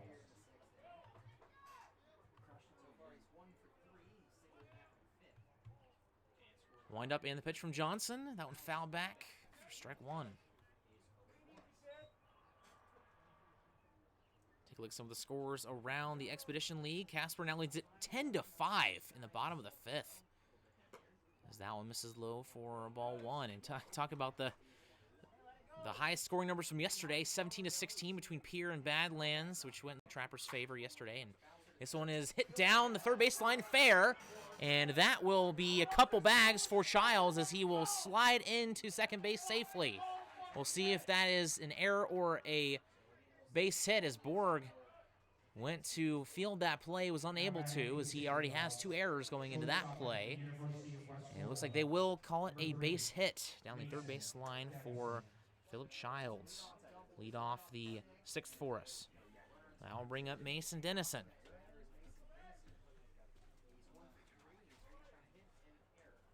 First pitch to him. In there, strike 1. Other scores around the league. The Whiskey Jacks lead the Sasquatch 3-2 in the bottom of the 2nd at Black Hills Energy Stadium. And also Hastings and West Nebraska still scoreless in the top of the 3rd. And then 3-0 Trappers lead between the Trappers and the Big Sticks in the bottom of the 3rd as that pitch misses for ball 1. And, oh, by the way, I apologize for any language that goes on between the Hotshots dugout or the fans that are in the, can't really control that here. As here's the 1-1. That one it misses for ball 2. As tensions are definitely high for pretty much everyone here at the ballpark involved, except for the Sabre Dogs, who have a 7-0 lead thanks to a 7 spot in the top of the 5th. The 2-1. This one hit into left field, base hit. Childs around 3rd, he'll come home, and throw to the plate is not in time, and the Sabre Dogs are on the board in the 6th. That'll be an RBI single for Mason Dennison as Childs scores from first base. Number 11, Cruz Taylor. So there's still no outs here in the top. Cruz Taylor comes to the plate, no outs. 1 man aboard, 1 man come through to score. Mason Dennison getting his 2nd RBI of the season there. The Cruz is 0 for 3. You'd love to get him some action as he has 2 strikeouts. Dennison dancing over there as that one is pulled foul, as that one was absolutely crushed. And that one's about 20 feet foul in the dugout, trying to convince the home plate umpire that it's fair. This is obviously not going to work this time. Oh my goodness, this is just absolutely out of control right now. Oh my goodness. 0-1, but they do get the call right this time. Dennison dancing. Now on grounded foul.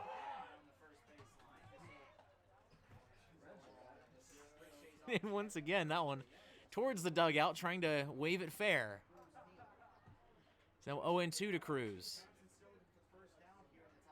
10 hits, 8 runs for the Sabre Dogs, 7 of those coming in the 5th. An RBI single by the man on first, Mason Dennison, bring home Phil Childs. And now a time called by Cruz Taylor as Dylan Johnson was taking quite a while looking over at first as Dennison getting a very big lead over at first. Starts out with just about 2.5 steps and then kind of dances. He's gotten thrown out as he was mid-hop as here's a fly ball into center, and that will be caught by Allen. And that will be out number 1. I'll bring up Chauncey Callier. Well, he started it all in the 5th inning. RBI double that brought home Philip Childs and Justin Henley. And after that, McClintock continued on with the fun.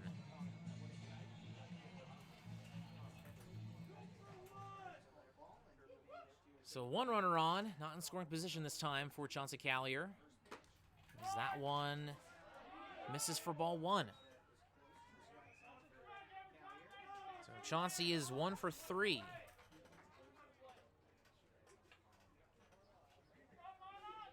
So Johnson still working from the stretch with Dennison on first. Comes set, fires 1-0, swing and a miss, was behind that one.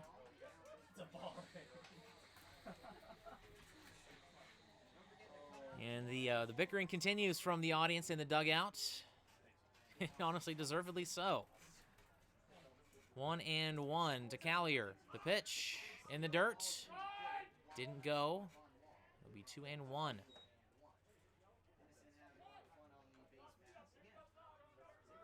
So on deck is Bo McClintock. He reached via hit by pitch his last time up and got a single in the 4th inning. He's come around to score once today.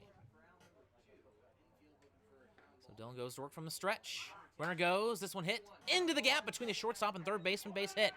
Dennison coming around to slide safely into third base. It gets away from the Shortstop Anderson. Excuse me, that's the third baseman Parker Borg. And Dennison is in there safely with a double. Now batting for the Sabre Dogs. First baseman out of Point University. Chauncey Number with his 32. ninth double of the season. That leads the league. Chauncey's on to second, and Dennison goes to third after being at first. So now 2 runners in scoring position for Bo McClintock. Now the same exact scenario except with 2 outs last inning, and he was beaned. First pitch, that one misses up and in. Again, Dylan Johnson, this is his first outing so far this season on the mound. Usually catches for the Hotshots.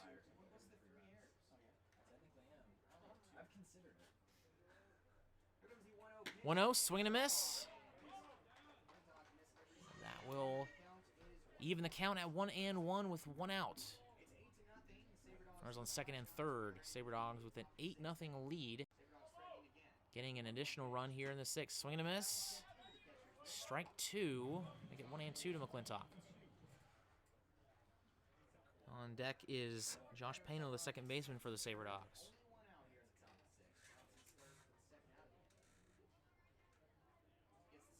Wind up and the pitch. Swing and a miss in the dirt. And McClintock doesn't bother going down to first. And now they're going to throw on home, and Dennison is in there safely as McClintock is out with a strikeout. So another run scores, and a heads-up play by Mason Dennison, and he steals home.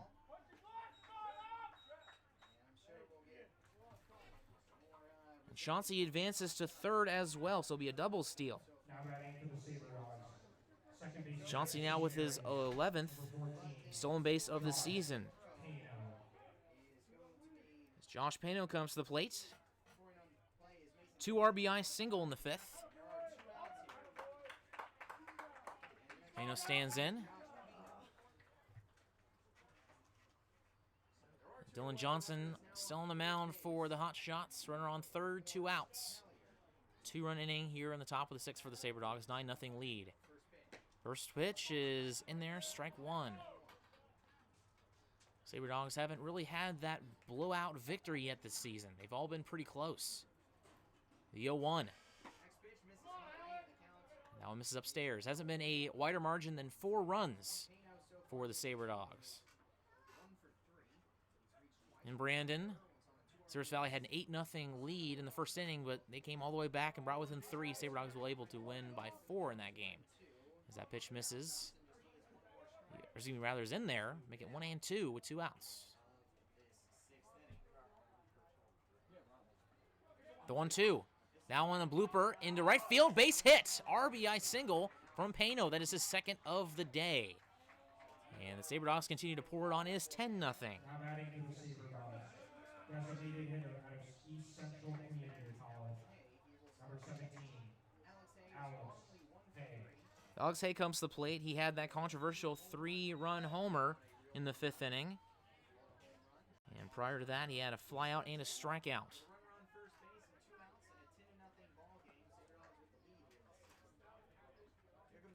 First pitch. That one misses inside for ball 1. Coming up for the Hotshots in the bottom portion of the inning will be Austin Allen, Luke Glasgow, and Joe Guidry, the 9-1-2 hitters for the Hotshots. The 1-0 pitch. In there, strike 1.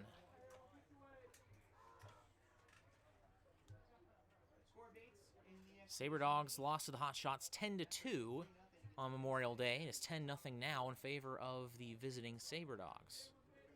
1-1. Swing and a miss behind that fastball. Make it 1-2.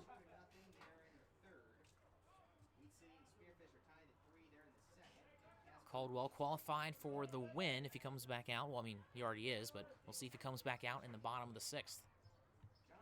Just 1 hit, no earned runs. 1-2 in there for strike 3. And that will end the inning. So that'll send us to the bottom of the 6th inning. Sabre Dogs lead it 10-0. We'll be right back after these messages.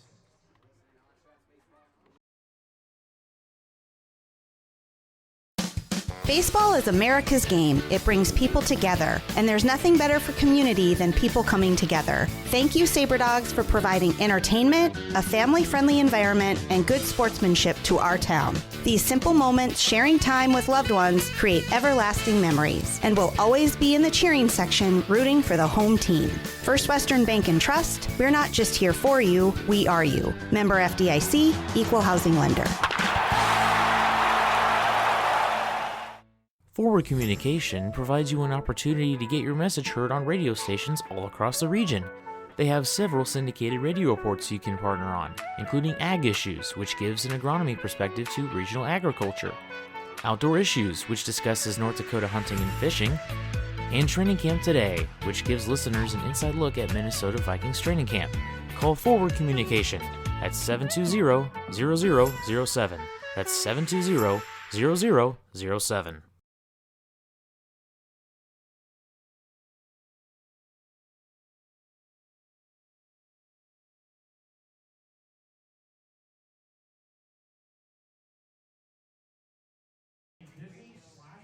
So Xavier Caldwell's day is done, and it will be Cody Waters on the mound for the Sabre Dogs, as Zay is done after 5 frames, allowing no earned runs and getting a total of 1 hit allowed against him with 4 walks. As the Dogs lead 10-0. They've gotten 12 total hits today, including the very controversial 3-run home run by Alex Hay that missed the foul pole by a good 8-9 feet.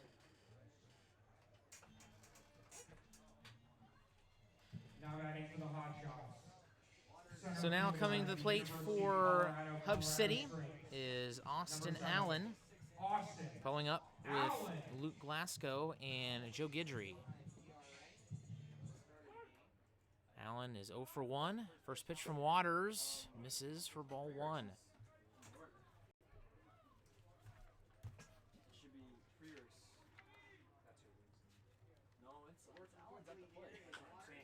This one is fouled.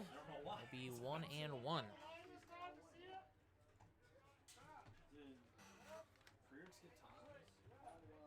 Last time Waters pitched, he had 1 inning, 1 strikeout, no runs, no hits, no walks. Excuse me, 1 walk with no hits and no earned runs. Is that one in there for strike 2? Waters trying to get that ERA down. He's sitting at an 0-1 record. 1-2. Swing and a miss, strike 3.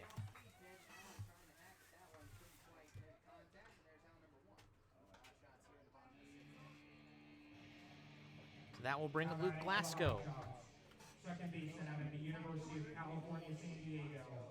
Number 1, Luke Glasgow. Another look at the scores around the league. See how those other games go, especially Casper and Fremont. It's been an interesting day so far. What do you know? It's 10-10 between the Horseheads and the Moo. It was 10-5 last we checked, and this is a blue single into right field for the leadoff hitter, Luke Glasgow, playing second base for the Hotshots. 3-0 between the Trappers and the Big Stick still. That one in the bottom of the 4th. 5-3 lead for the Sasquatch over the Whiskey Jacks in the bottom of the 2nd. And now a 2-0 lead for the Sodbusters over the Pioneers at Oregon Trail Park Stadium.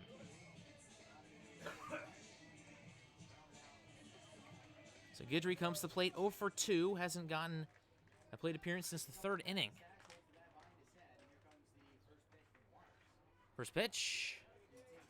And that one misses outside low for ball 1, as that hit right there for Glasgow is the 8th hit allowed by Cody Waters this season. Just 2 walks allowed. The 1-0. In there, strike 1. Waters a very accurate pitcher. It's just sometimes gets some of those pitches in the wrong spot, and hitters can get all over him. Doesn't put himself in trouble. He always makes the hitters do that for him. Makes the hitters beat him. Here's the 1-1. That one in there, strike 2.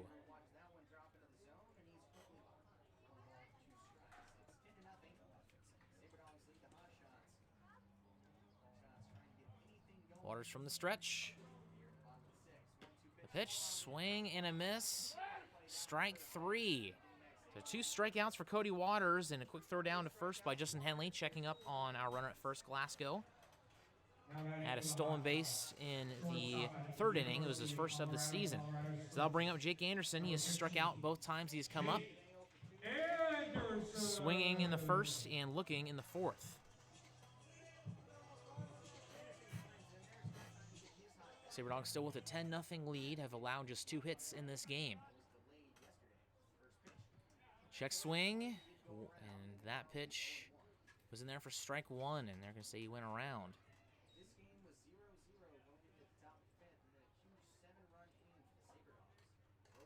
Waters looks over at first with McClintock trying to hold on Glasgow. The pitch is ripped into left field, base hit. Rounding second is Glasgow. He will stay there. And 2 hits allowed from Waters with 2 outs. Runner in scoring position for Willie Lujois. Designated hitter out of Saddleback College. Number 16, Willie. 0 for 1 with a ground out and a part of a 6-4-3 double play that ended the 4th inning.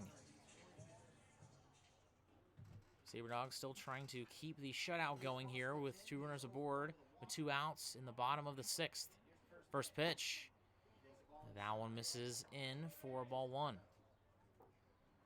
Sabre Dogs and Hotshots will go at it in a doubleheader tomorrow as they will resume where we left off last night. In the bottom of the 3rd, tied 1-1. The game will start at 5:05. That pitch misses low for ball 2. And then the second game will be 30 minutes after the first game concludes. And that will be just 7 innings.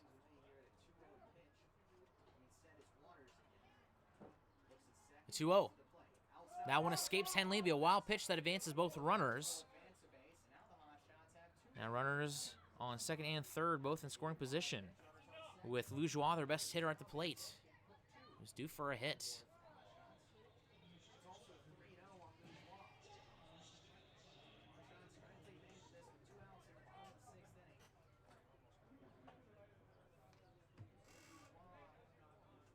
So Lujois stands in. Here's a 3-0. In there, strike 1, just takes that one for good measure just in case. Every head coach in this league should be telling players not to swing at a 3-0 pitch, really. 3-1, swing and miss, strike 2, and Waters battles back to make the count full. The reason why I say that is because you don't have hitters that are quite able to be sure that they can get a base hit whenever a ball is perfectly ripe down the middle. Sometimes they can hit it in a bad spot. 3-2, in there, strike 3, got him.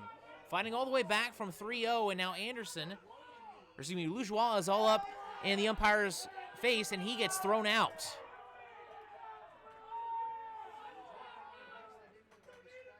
So we will see a new designated hitter coming up. And wow, I mean, this has really gotten out of hand as a strike 3 is called, and now it'll be the assistant coach for the Hotshots talking to our umpire. So we're just going to go ahead and send it to a commercial break while this is all going on. If something else happens, we will let you know. We'll be right back with Sabre Dogs Baseball. El Azteca is authentic Mexican fast food on the go. Their ingredients are always fresh, so you can be sure you'll get the best tacos, burritos, tamales, and more. El Azteca is located at 2035 North Broadway in Minot. Stop in or order online to save time. If you want exclusive coupons and special offers to save more on your next visit, text El Azteca as one word to 21777. El Azteca, the most authentic Mexican food in Minot. iHeartRadio. We are Northwest North Dakota's #1 country radio station, 97 Kicks FM, playing a wide variety of today's new country to those country favorites reaching back to the 90s. With the award-winning Bobby Bones Show and a big signal puts your business where it needs to be. We are heard on over 2,000 smart devices across the country with our iHeartRadio app. From radio to streaming, web, and social media, we've got you covered. Our Kicks listeners are current and retired military, farmers and ranchers, working moms, business owners. We are 97 Kicks FM. 10-0 lead for the Sabre Dogs as we are through 6, and the Sabre Dogs will come back to the plate with Justin Henley, Luke Quick, and Philip Childs to start the 7th inning. Nothing really happened after we sent it to commercial break. Everyone kind of dissipated, and things were okay. Zoujois was thrown out of the game. Head coach Jacob Giroux was also thrown out of the game. That was after the three-run quote-unquote home run by Alex Hay in the 5th inning. And that was really the icing on the cake. Sabre Dogs were already up 4-0, and that made it 7-0. First pitch, grounder up the middle, and that will be at the shortstop. Anderson throw over to first in time for out number 1. And a new pitcher is Kevin Black, as Dylan Johnson is done after 1 inning of work. I'll bring up Quick. He is 1 for 3 with a single, stolen base, a flyout, and a strikeout. Center fielder out of Harris Junior College. Number 4, Wilson Robion. In a correction, we actually have a pinch hitter for the Sabre Dogs. It's Wilson Rubion, as he did not get the start. He will come in and play center field. So Quick is done after 1 for 3. He got a base hit in the 3rd, and then a fly out and a strikeout. And that pitch misses for ball 1.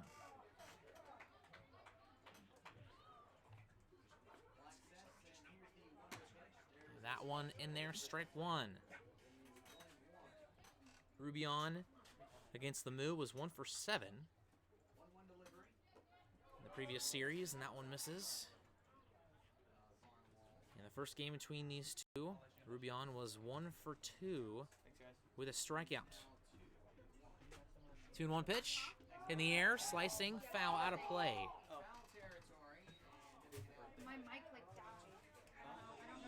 So Rubion coming into this game, a .333 batting average. In his 15th game played, but he started 14, doesn't get the start, so we'll stay at 14. 15 for 45 on the year, 3 runs, just 4 RBI. As he waits a 2-2 pitch, the Paris JUCO outfielders. That one misses for ball 3. Not quite sure where that one missed. Quickly going back to work is Black. That one is hit up the middle, but at the shortstop. Anderson throw over to first. Route number 2. Kevin Black, the pitcher for the Hotshots, coming into today with the ERA of 13.50 with 2 innings of work, allowing 3 runs, allowing 8 hits and 4 walks with 3 strikeouts. Kind of a wild first couple games for Kevin Black. And he comes into an even wilder game as Philip Childs comes to the plate. First pitch in there, strike 1. Childs is 2 for 4 with 2 runs. 0-1, foul back. Get 0-2. Nobody on, 2 men out. Trying to get their first 1-2 inning in a long time since the 2nd inning. That one is fair at the 3rd baseman. Borg throw over to first in time. Nice scoop by the first baseman, Rob Meidel, for out number 3. So we will send it to the bottom of the 7th. We'll be right back after the 7th inning stretch. You're listening to Sabre Dogs Baseball.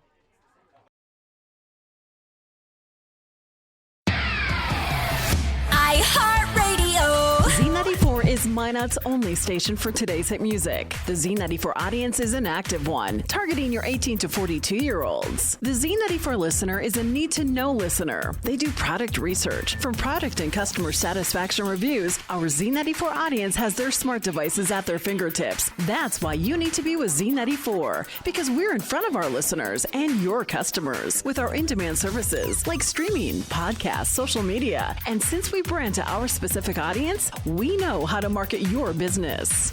Z94, Minot's only station for today's hit music. You had a long day? An alcoholic beverage sound good right about now?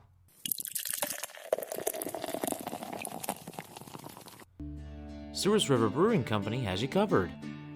They use the most locally sourced and freshest ingredients available to create quality beers and food.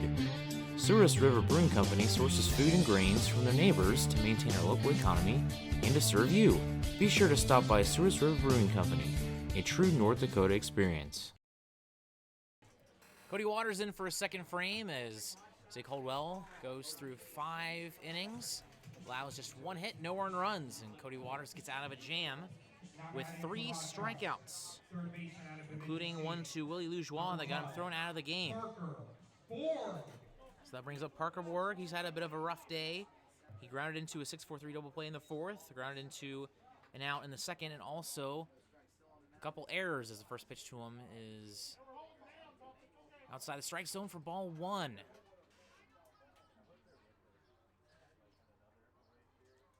1-0.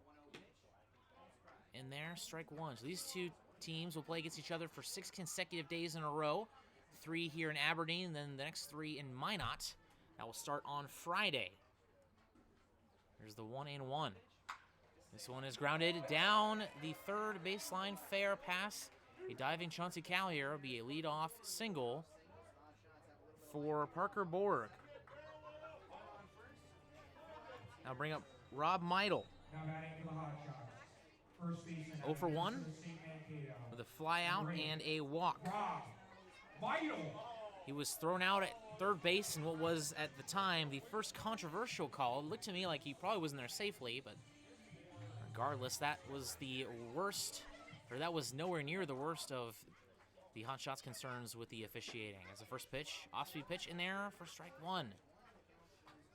Nice throw from Cody Waters. University of Mobile product. Goes from the stretch. Here's the pitch. Now one misses for ball 1. Not quite sure, but he looked back at second. Not quite sure what he was looking back there for, but got a runner on first with nobody out here in the bottom of the 7th.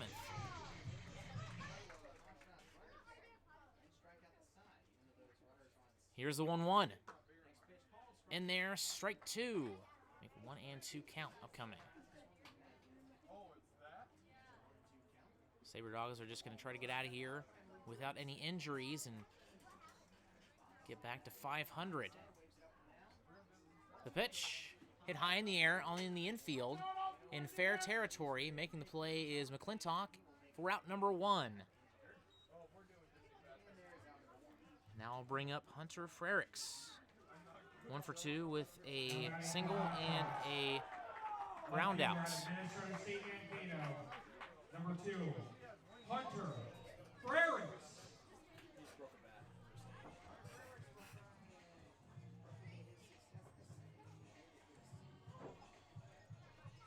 So here's the first pitch to Frericks. Still runner on first. First pitch is in there for strike 1 on the lower inside portion of the strike zone.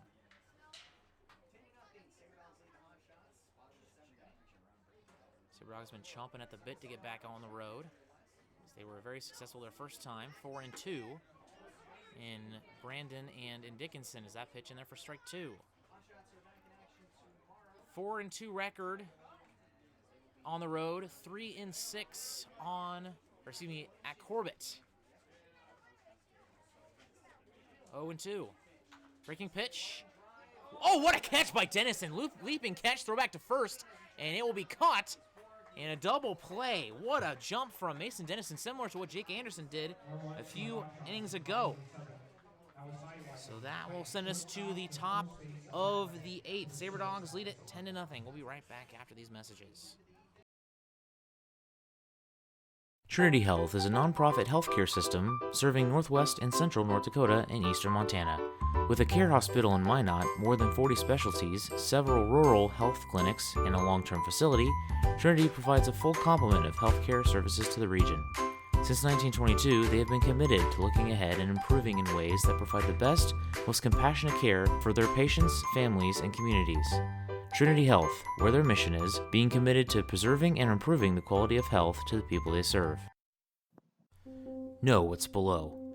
Call before you dig. Whether you call 811 or use ITIC to file your locate requests, North Dakota One Call makes sure you're able to navigate the One Call process as easy as possible. Whether you're a professional contractor working on a project or a novice homeowner just installing a fence, contact us every time you dig to ensure no underground lines are damaged. It's easy, and it's the law. Dig safe. Sabre Dogs still in control, 10-0 lead as Kevin Black still out on the mound for his second inning of work for the Sabre Dogs. It will be the 2, 3, and 4 hitters, Mason Dennison, Cruz Taylor, and Chauncey Collier coming to the plate. And what has been a wild game filled with all sorts of twists and turns, bad calls, great hitting for the Sabre Dogs, great pitching, and things have just not gone the Hotshots' way in any sort of way. They'll just take the L and see if they can't come back tomorrow and take both games in the doubleheader. So Mason Dennison comes back to the plate. He is 2 for 4 with a stolen base. He stole home in the 6th and also stole second in the 1st. And also scored a run and an RBI single.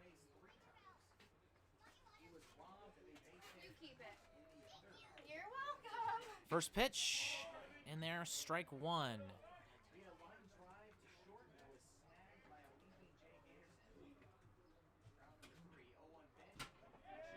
Pitch, check swing, did not go.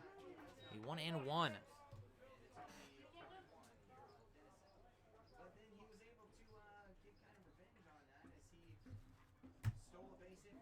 Wind up in the pitch from Black. That one fouled out of play. Into the parking lot for strike 2. That is another 4-throw swing. Here's a 1-2 count coming up for Mason Dennison. This one is hit into right field. Another base hit. A 3-hit afternoon for Mason Dennison.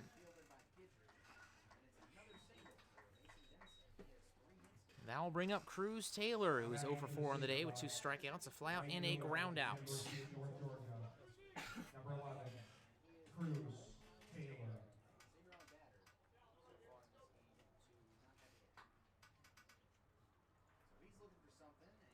Look over at first. Here's the pitch.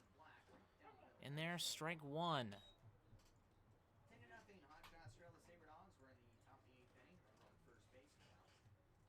It'll be very interesting what we'll have to say for the post-game write-out after this one. This one is hit at the second baseman, double play ball. He's got 1 and gets 2. So a 4-6-3 double play. 2 outs for Chauncey Collier. Third baseman out of Mississippi College. Number 10. Chauncey is 2 for 4 with 2 doubles and 2 RBI with a run, a strikeout, and a lineout. Has a league-leading 9 doubles on the season. Wind up and the pitch. Breaking ball in there for strike 1. And who would have guessed Chauncey starts behind the count as he is playing way up in the batter's box. This one foul back, and there you go, 0-1, 0-2, right there, back to back.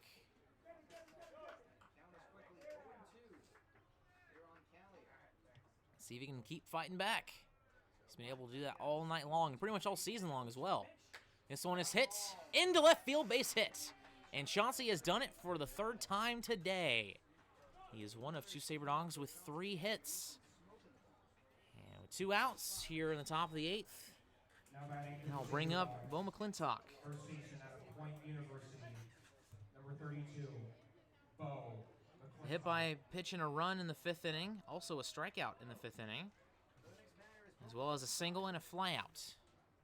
It's been a wild day for Bo. See if he can keep it up here. Some foul back. Sabre Dogs batting average hopefully to skyrocket after today's game as they were batting just .233 coming into the contest.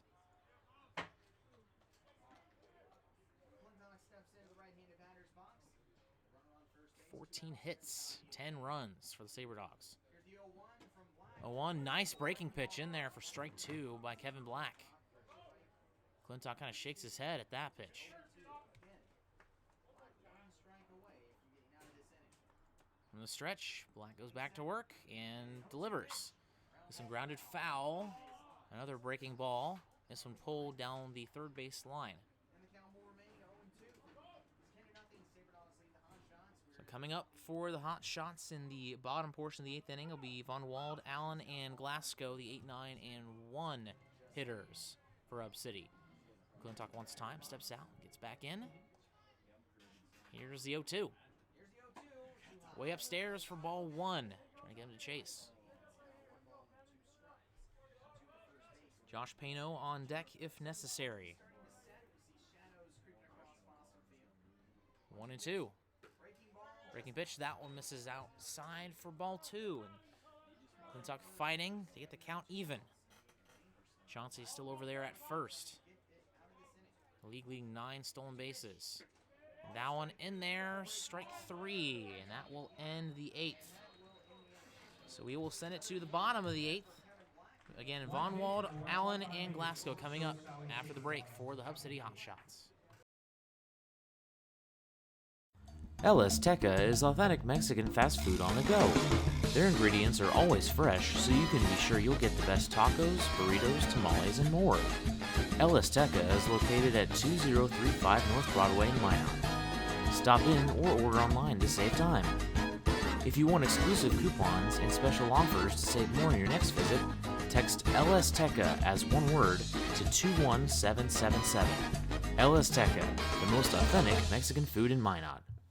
iHeartRadio. We are Northwest North Dakota's #1 country radio station, 97 Kicks FM, playing a wide variety of today's new country to those country favorites reaching back to the 90s. With the award-winning Bobby Bones Show, and a big signal puts your business where it needs to be. We are heard on over 2,000 smart devices across the country with our iHeartRadio app. From radio to streaming, web, and social media, we've got you covered. Our Kicks listeners are current and retired military, farmers and ranchers, working moms, business owners. We are 97 Kicks FM.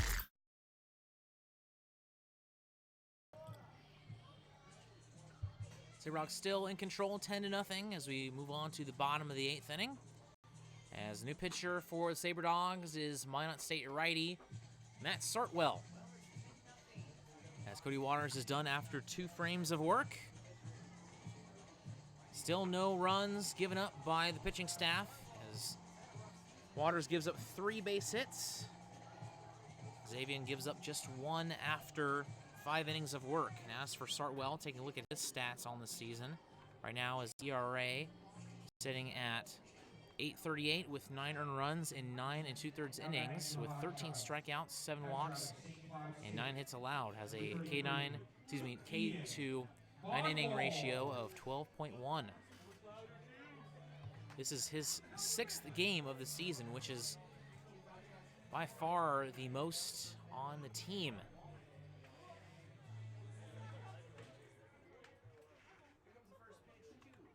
The second most is a bunch of players tied with 4 outings. As the first pitch misses way upstairs for ball 1. Sartwell trying to come back from a poor outing against the Moo on Saturday rather. Allowed 3 earned runs in 2 innings. This one a high pop-up in the infield. McClintock, the first baseman, coming in to get it. And all over the place and had to extend his arm behind his head to make that play. But he does make it for out number 1. That'll bring up Austin Allen, the center fielder, 0 for 2 with a strikeout and a ground out. Number 7, Austin Allen.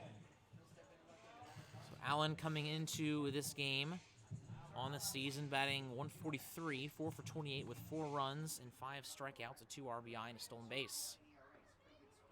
Did not play in the first game between these two teams on Memorial Day or yesterday in the 3 innings that were completed. First pitch misses for ball 1. And another reminder that we have a doubleheader tomorrow starting at 5:05. We'll resume where we left off yesterday, and then a fresh new 7 innings after that game has concluded 30 minutes after. And that pitch in there for strike 1 evens the count with 1 out, nobody on here in the bottom of the 8th. Sartwell trying to get his confidence back here. The 1-1 upstairs for ball 2. Sabre Dogs would love to get a shutout from their pitching staff here tonight. It will be their first of the season. The 2-1. This is low for ball 3 as the shadows are starting to mess with the outfielders a little bit in the left, center, and right field. Maybe not so much right field, but definitely center field and a little bit left field. 3-1, fouled back, and that will make the count full.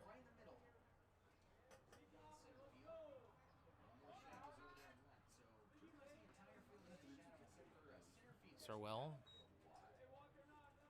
Make sure his hair is in order. He's got those long locks. 3-2. Swing and a miss in the dirt. Gets past Henley, and he's going to be able to get aboard on first base.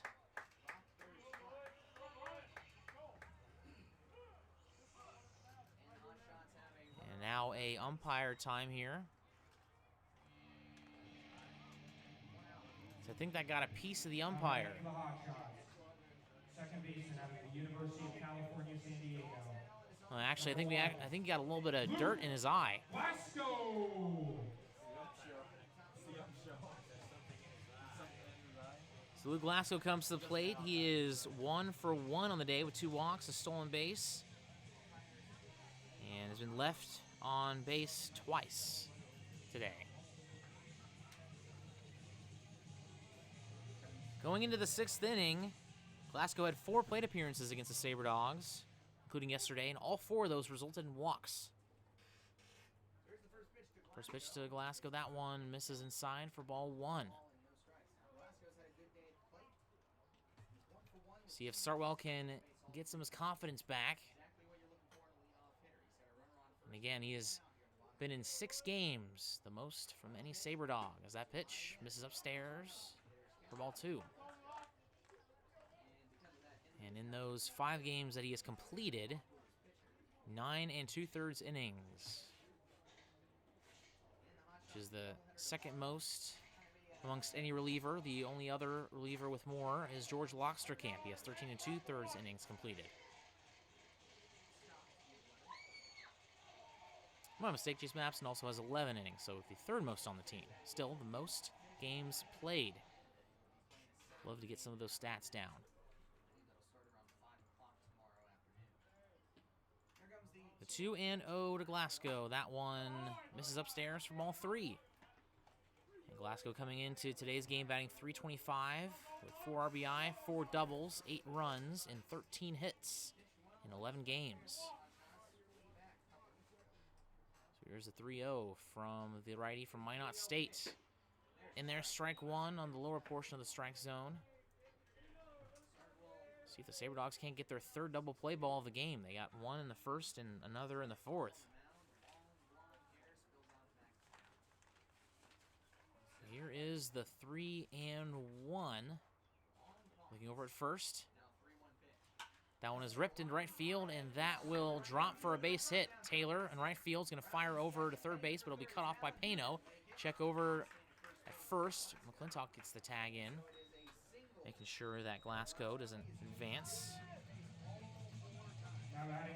So a single by Glasgow makes him 2 for 2 on the day as Austin Allen advances over to 3rd after striking out, and the ball getting away from Justin Henley. Runners on the corners, 1 out for Joe Guidry. The Hotshots trying to get on the board for the first time today.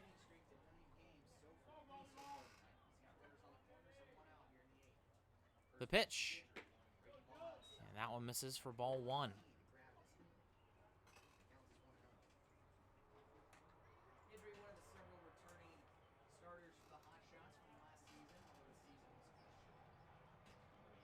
Sarwell sets and delivers.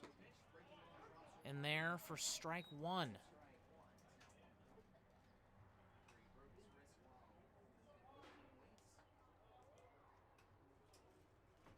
Count is even. 1 out. Runners in the corners. Here in the bottom of the 8th. Still 10-0 in favor of the Sabre Dogs. Swing and a miss. Strike 2. Sartwell would be doing himself a big favor if he can get the strikeout here. Hunter Rubidoux will be back on the mound for the Sabre Dogs tomorrow in the first of the 2-game doubleheader. That one, a breaking pitch into left field, and that will be caught. And that should be enough for the runner to score, and it is, as the throw is cut off by Callier.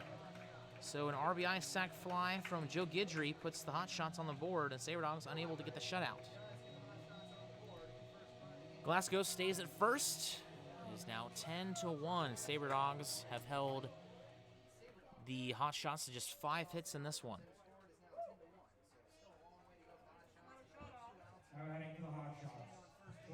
So that brings up Jake Anderson. Colorado Springs. Number 15, Jake Anderson. a base hit in the 6th inning. Advanced to second via a wild pitch and 2 strikeouts. 1 looking and 1 swinging as he stands in from the back portion of the batter's box. First pitch to him. That one is a off-speed pitch. That one's chopped foul down the third base side. Make it 0-1. So the Sabre Dogs in the 9th inning will go with Josh Payno, Alex Hay, and Justin Henley, if the order stays according to what it is now, which it could change.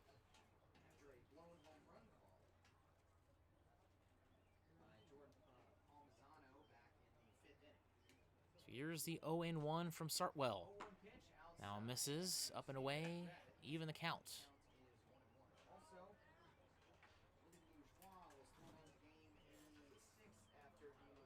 Sabre Dogs just 3 total opponents that they will face all the way through July 10th. It'll be the Hotshots, the Horseheads, and the Wissy Jacks. Those are the only 3 teams that you will see all the way through July 10th. And then you got a series against the Pioneers, the All-Star break, and then another series against the Pioneers. As that one is in the dirt for ball 2. The schedule not very diverse this season as they don't take on the Sasquatch at all this year, and they don't face the Trappers on the road despite being in the same division.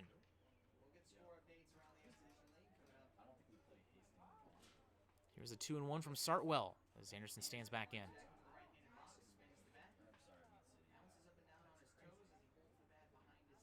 Sartwell sets and delivers.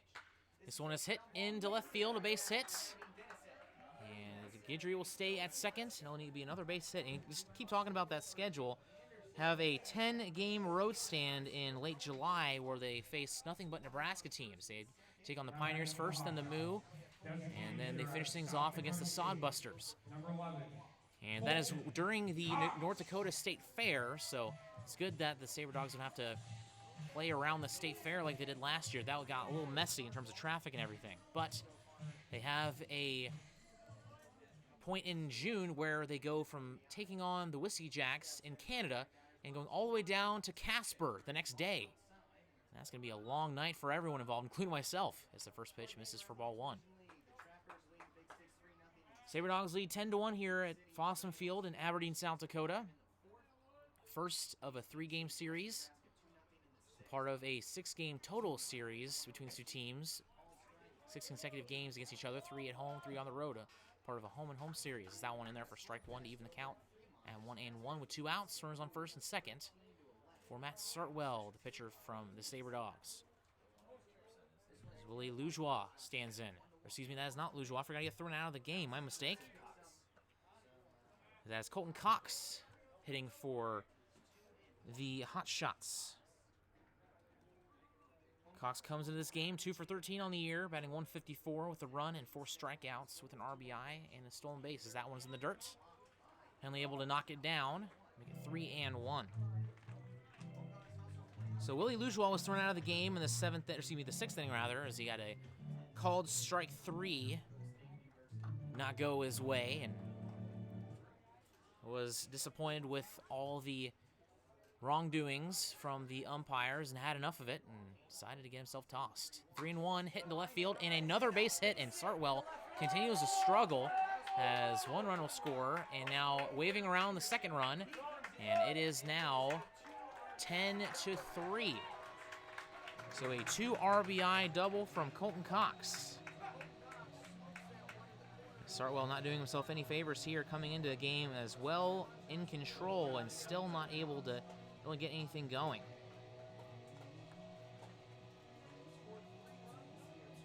So a 3-run 8th inning for the Hotshots, and Sartwell getting consoled by first baseman Bo McClintock.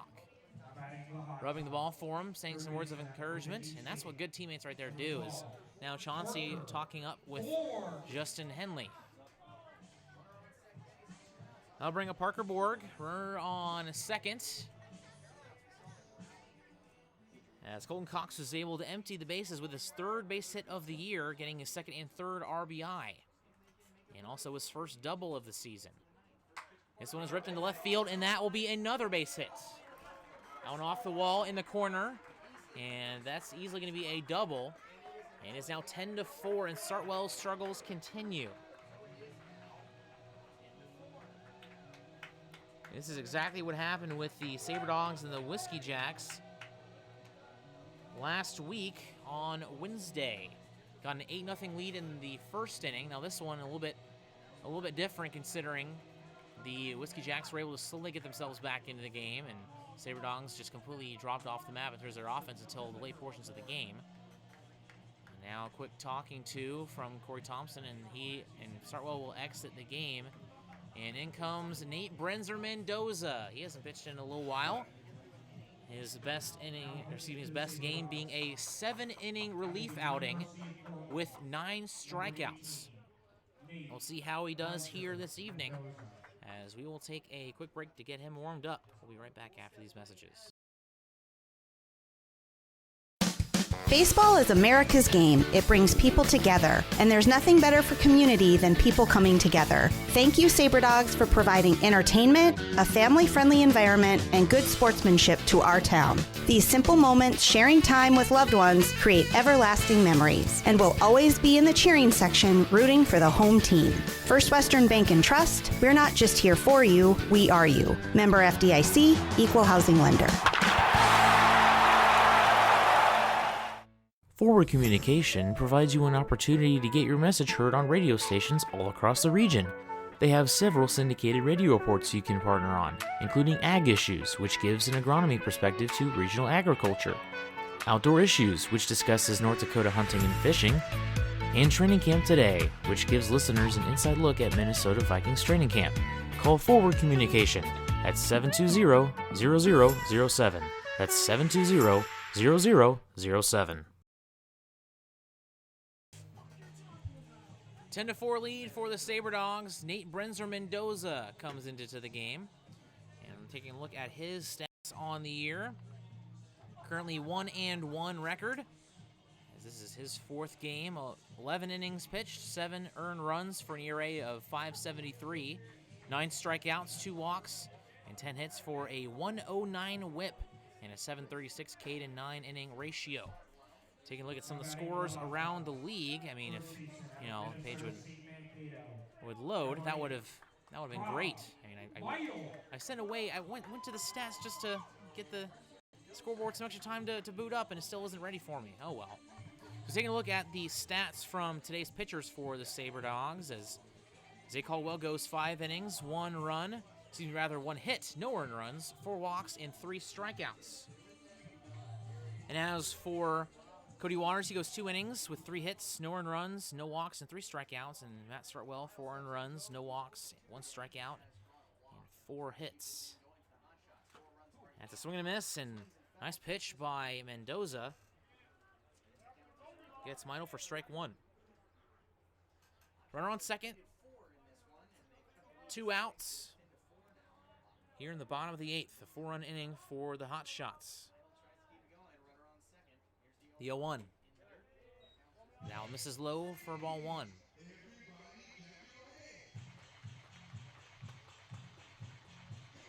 So this is the 4th pitcher for the Sabre Dogs. Brenzer Mendoza most likely going to try to close this out for the Sabre Dogs, as Zay Caldwell will most likely be getting the win.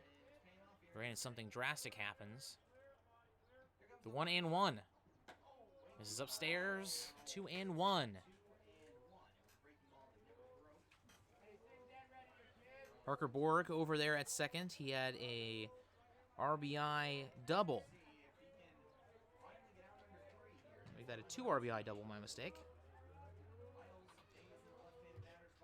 Looking back at second is Brenzer Mendoza. Fouls that one back to even the count.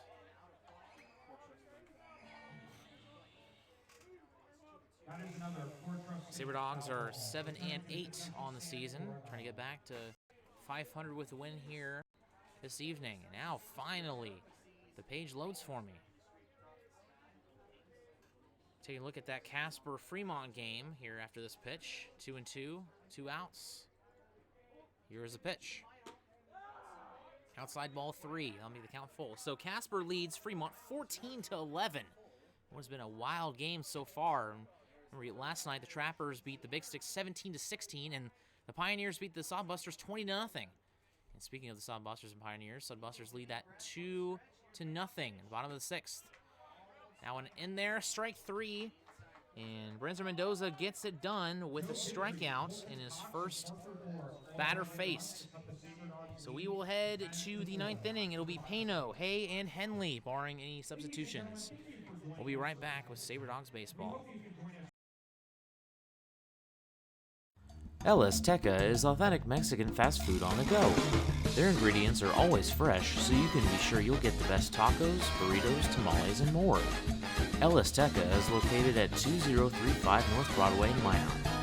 Stop in or order online to save time. If you want exclusive coupons and special offers to save more on your next visit, text El Azteca as one word to 21777. El Azteca, the most authentic Mexican food in Minot. iHeartRadio. We are Northwest North Dakota's #1 country radio station, 97 Kicks FM, playing a wide variety of today's new country to those country favorites reaching back to the 90s. With the award-winning Bobby Bones Show, and a big signal puts your business where it needs to be. We are heard on over 2,000 smart devices across the country with our iHeartRadio app. From radio to streaming, web, and social media, we've got you covered. Our Kicks listeners are current and retired military, farmers and ranchers, working moms, business owners. We are 97 Kicks FM.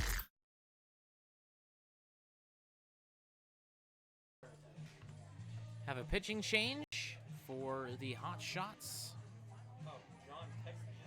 And it'll be number 5, Ryan Thibert, who is listed as an outfielder. What is it? Sabre Dogs lead 10-4 as Hotshots respond with 4 runs of their own in the bottom of the 8th inning. So Black is done after 2 innings. Does very well. Holds the Sabre Dogs scoreless. So once again, it'll be Josh Payno, Alex Hay, and Justin Henley coming to plate for the Sabre Dogs. Payno is 2 for 4 with 3 RBI, a strikeout, and reaching via an error. First pitch hit in the air towards center field. Backing up is Allen. He's at the track, and he will drop it. Rounding second and coming for third is Payno, and he will be in there with a stand-up. I'm not quite sure if that's going to be a hit. I think that might be an error. I think that is what they're going to call it, but he is in there safely at third base with no outs.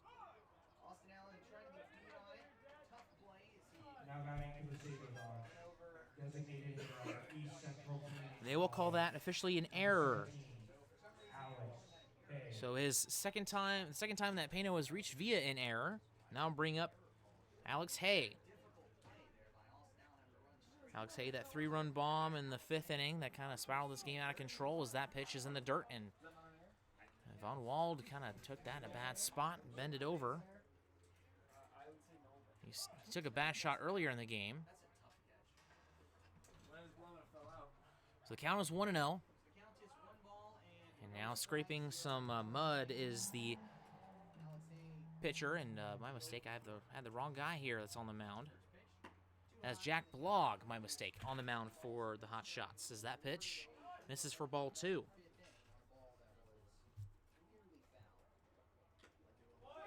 That one in the dirt. And I'll make it 2-1.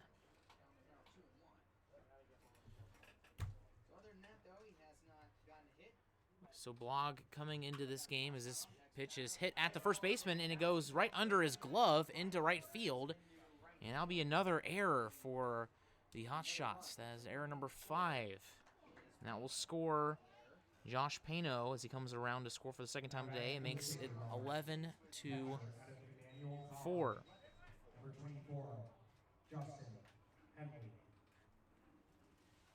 So Jack Blogg comes into this game pitching 4 in 4 outings so far. He's 0-2 with 6 earned runs, ERA of 7.37 and 7 1/3 innings. The first pitch is a swing and a miss to Justin Henley. He also has 8 strikeouts, 7 walks, 5 hits, and a whip of 205. And Blogg pitched on Memorial Day against Sabre Dogs, didn't allow an earned run. Came in for 2 innings, 3 strikeouts, 1 walk, and no hits allowed as that pitch misses for ball 1 and even the count.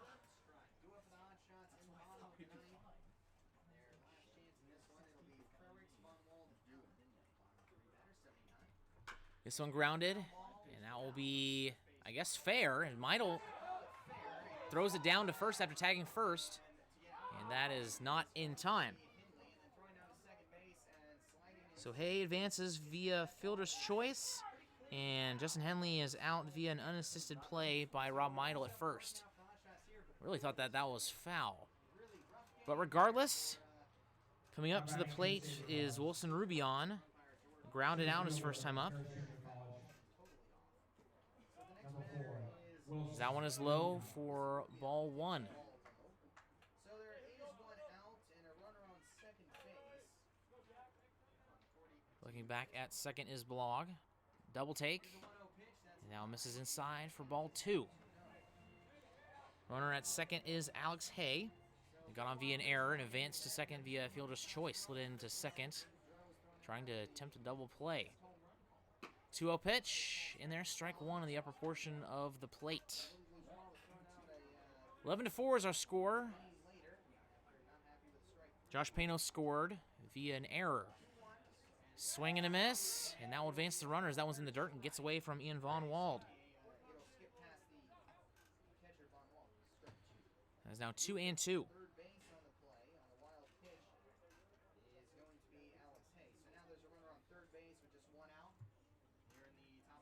So one swing of the bat can give the Sabre Dogs another run as that one misses inside for ball three. Love to see Wilson get another RBI. It's something he's really struggled doing this season. Hitting very well. It's just he seems to get all his hits when there's nobody on. This one is hit down the first base side foul into the Sabre Dogs dugout as some of the players from the Sabre Dogs dugout pointing at fair. Full count. This one is hit in the air. That one is curving, and that will be foul.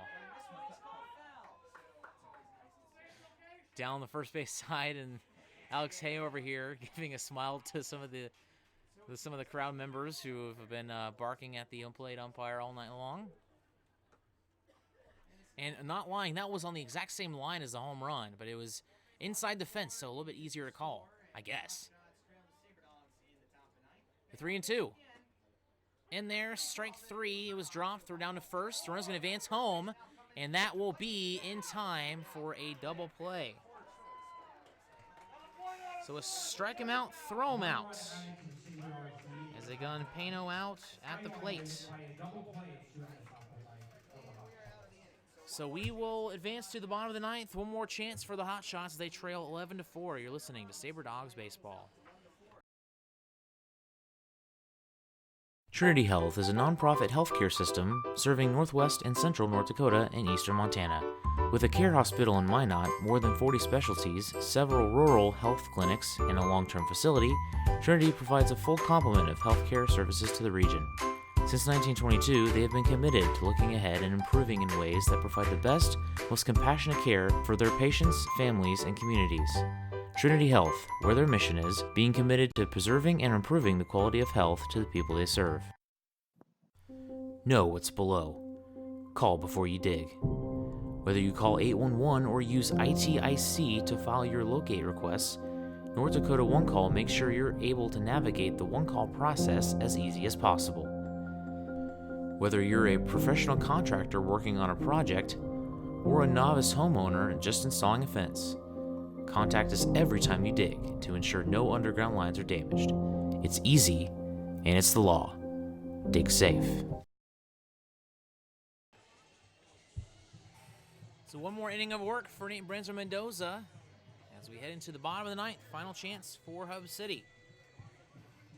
Batting for the Hotshots, it'll be Hunter Frericks, Ian Von Wald, and Austin Allen. Brenzer Mendoza, not a save situation, but trying to get his confidence up after having a rough outing his last time out. As the relief pitchers for the Sabre Dogs have been pretty good this season for the most part. A few exceptions, of course. But have been doing well whenever the Sabre Dogs have a lead. So a pinch hitter for the Hotshots, it'll be Tyler Traphagen. He's 0 for 5 on the year. This is his fourth game he has played in. First pitch misses for strike one. And out of those 5 at-bats, he has 3 strikeouts.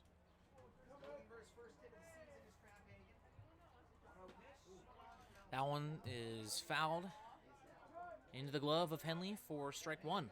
Even up the count.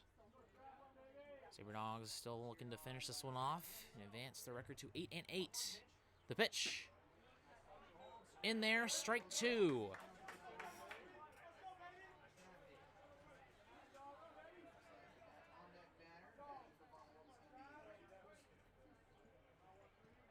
Wind up and the pitch. Foul back, just kind of a half-hearted swing to stay alive.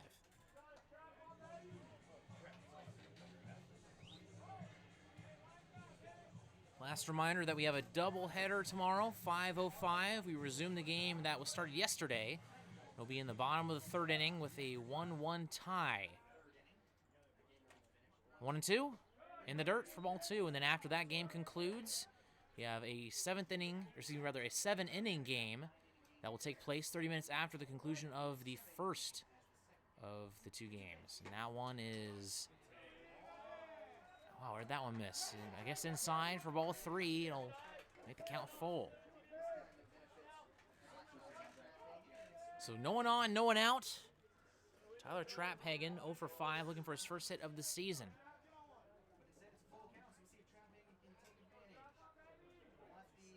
3-2 pitch. This one fouled out of play, and we will do that one again. So Trapphagen staying alive. 14 hits for the Sabre Dogs, 11 runs, 8 hits, 4 runs, and 5 errors committed for the Hotshots. Here's the 3-2.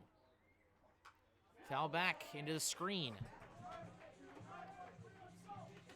Look at some of the scores in the majors. Twins and Mariners in the bottom of the 7th, tied at 1 apiece. So here's 3-2. That's a foul tip into the glove of Justin Henley for strike 3. That'll bring up Ian Von Wald. Other scores going on around the majors. Blue Jays and Orioles battle for last place in the AL East. 8-2 in favor of the Jays in the bottom of the 8th. Pirates and Braves in the bottom of the 7th are in a rain delay, 6 apiece. Also, Brewers and Astros are tied at 3 apiece in the bottom of the 8th. Tigers and Royals tied at 2 apiece in the bottom of the 6th. First pitch misses for ball 1. And also, Padres and Giants scoreless in the bottom of the 2nd. 1-0 from Brenzer Mendoza. Ahead of that, breaking pitch. It'll even the count at 1-1. There's another games that finalize. Marlins beat the Cardinals 9-0. D-backs and the Phillies, 2-0 win for Arizona. 1-1, swing and a miss, strike 2. Those are your scores around the majors from today. So 1-2 count for Nate Brenzer Mendoza to the hitter, and that is actually Brandon Kusler hitting for the Hotshots, and that one is in there for strike 3.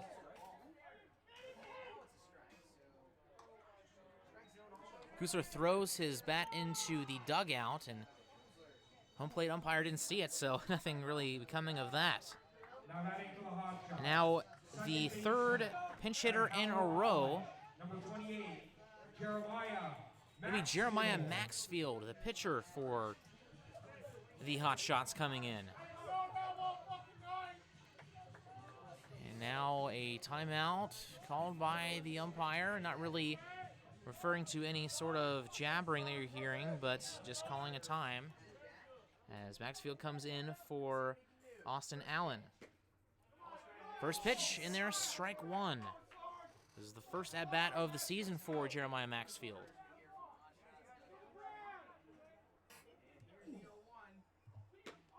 And that one in there, strike 2. So 1 pitch away from a victory for the Sabre Dogs.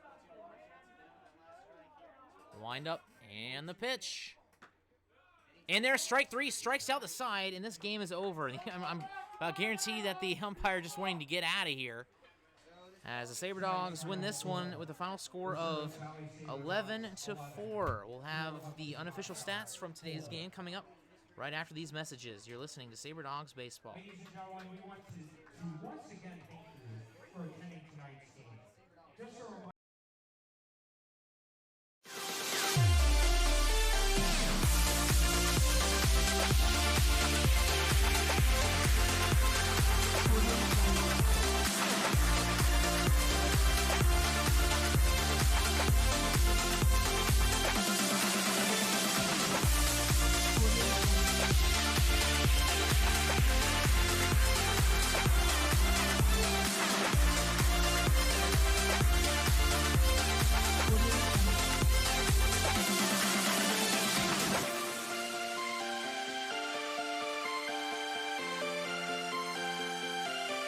Audio Jungle.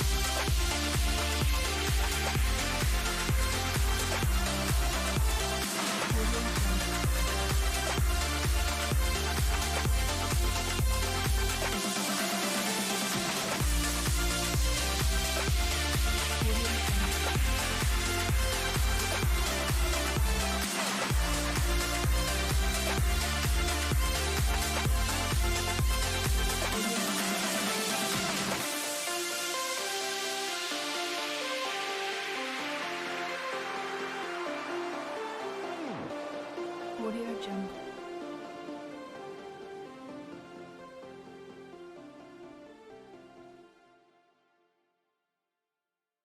Audio Jungle.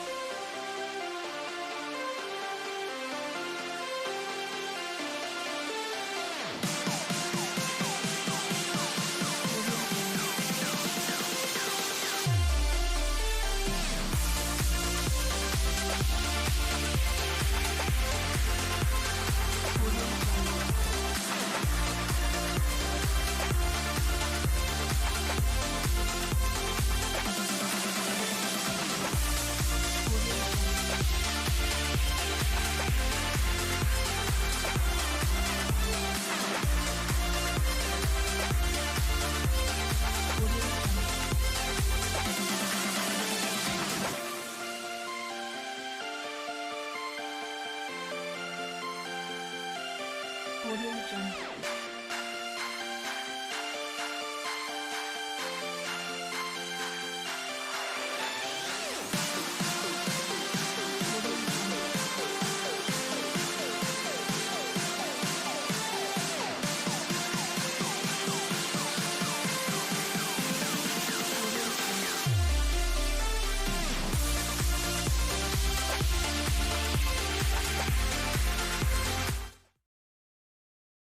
Sabre Dogs win it 11-4 in a wild one, and that's to say the least. Let's kind of go through a little bit of a game recap. It all started with what looked to be a pitch out, or a pitcher's duel, if you will. No scorer after 4 innings of play, but then things got wacky in the 5th inning as Sabre Dogs got things started, thanks to a single by Justin Henley. Then Childs got a base hit. And then Dennison reached via an error. And then a 2 RBI double from Chauncey Collier. And things continued with the hit by pitch by Bo McClintock. That loaded the bases up. That set up a 2 RBI single from Josh Pano. And that continued with one of the wildest things I have ever seen. It was called a home run from Alex Hay. It was a 3-run bomb to right field, but it was a good 8-9 feet past the right foul pole. And they called it a home run, and that made it 7-0, and things really got ugly for the crowd and the dugout, as after that play, head coach Jacob Giroux was thrown out of the game. And as a result, Sabre Dogs were up 7-0, and the Hotshots weren't able to really get anything going after that. So after the Hotshots got out of the inning, they allowed 3 more runs in the 6th inning. And that all started with a single by Philip Childs, then a single from Dennison, an RBI single, and then a double from Chauncey Collier, and then an RBI single from Josh Pano. That made it 10-0. Hotshots trying to not be denied any offense as they were able to score 4 in the 8th inning thanks to a 2 RBI double by Colton Cox. And then a 2 RBI double by Parker Borer. But that was all that they could get, as it was all about the pitching for the Sabre Dogs. Nate Brinzer Mendoza faced 4 batters and struck out 4 batters. They win this one 11-4. And the Sabre Dogs, to top things off, they get a run in the top of the 9th as Josh Pano scored via an error. So let's get to some of today's unofficial stats. First, starting out with the Sabre Dogs, Philip Childs went 2 for 5 leading off. Also had 2 runs. Mason Dennison was 3 for 4. Let's try that again. 3 for 5 with an RBI and a run. Cruz Taylor was 0 for 5 with 2 strikeouts. Chauncey Collier was 3 for 5 with 2 RBI, 2 doubles, and a strikeout with a run. Also had a steal. Bo McClintock was 0 for 3 with a run and 2 strikeouts. Josh Pano was 2 for 5 with 2 runs, 3 RBI, and a strikeout. Alex Hay was 1 for 5 with a run, 3 RBI, and as well as a home run and 2 strikeouts. Justin Henley was 1 for 4 with a run and a strikeout. Luke Quick was 1 for 3 with a strikeout, and then Wilson Rubio came in for Quick. He was 0 for 2 with a strikeout. Pitchers for the Sabre Dogs, it was Xavier Caldwell getting the win. 5 innings pitched, just 1 hit allowed, no earned runs, 4 walks, and 3 strikeouts. Then 2 innings of relief from Cody Waters, 3 hits allowed, no earned runs, no walks, and 3 strikeouts. Then Matt Startwell came in for 2/3 and allowed all 4 of the Hotshots earned runs. Also allowed 4 hits, no walks, and 1 strikeout. And then Nate Brenzer Mendoza shut the door with 1 1/3 innings, no hits, no walks, and 4 strikeouts, and no earned runs, with just 4 batters faced. As for the Hotshots, some of the highlights for them were including a RBI double from Colton Cox. He was 1 for 1 today. Also, Glasgow was 2 for 2. Jake Anderson was 2 for 4 on the afternoon, and that concludes all the players with multi-hits. Oh, my mistake. 2 for 4 was Parker Borg with an RBI. And as for the pitchers, it was Soltero gets the loss. He comes in for 5 innings, allows 8 hits, 7 runs, and says 0 earned. I don't think that's quite right. 1 walk, 7 strikeouts. And then Dylan Johnson came in for 1 inning, 4 hits, 3 runs, 1 was earned, 0 walks, and 2 strikeouts. And then Black came in for 2 innings, just 2 hits, no earned runs, and 1 strikeout. And then lastly, Blog gives up a run. It was not earned, with 0 hits, 0 walks, and 1 strikeout. So once again, the Sabre Dogs win this one 11-4. Game 2 of this 3-game series will be tomorrow at 5:05, as we will resume where we left off, and that will be with the Sabre Dogs and the Hotshots tied 1-1. And to be specific, there will be Jake Anderson will be on second base, as he had a double. That was the last thing that I have here on my card. So they'll pick up that tomorrow, then finish that game out, and then come back with a 7-inning game after the conclusion of that one. 30 minutes after, to be precise. And then we will be all caught up, and we'll have to do a makeup game. Then after that, they play 3 games in Minot against each other. It's all part of a 6-game series all throughout this week, as it'll pick up in Minot on Friday through Sunday. So that's going to do it for me. Once again, Sabre Dogs win 11-4 in a wild and wacky game. Gave them 7 runs in the 5th inning. So until tomorrow, this is Jared Sleppy signing off. Thanks for listening, everybody.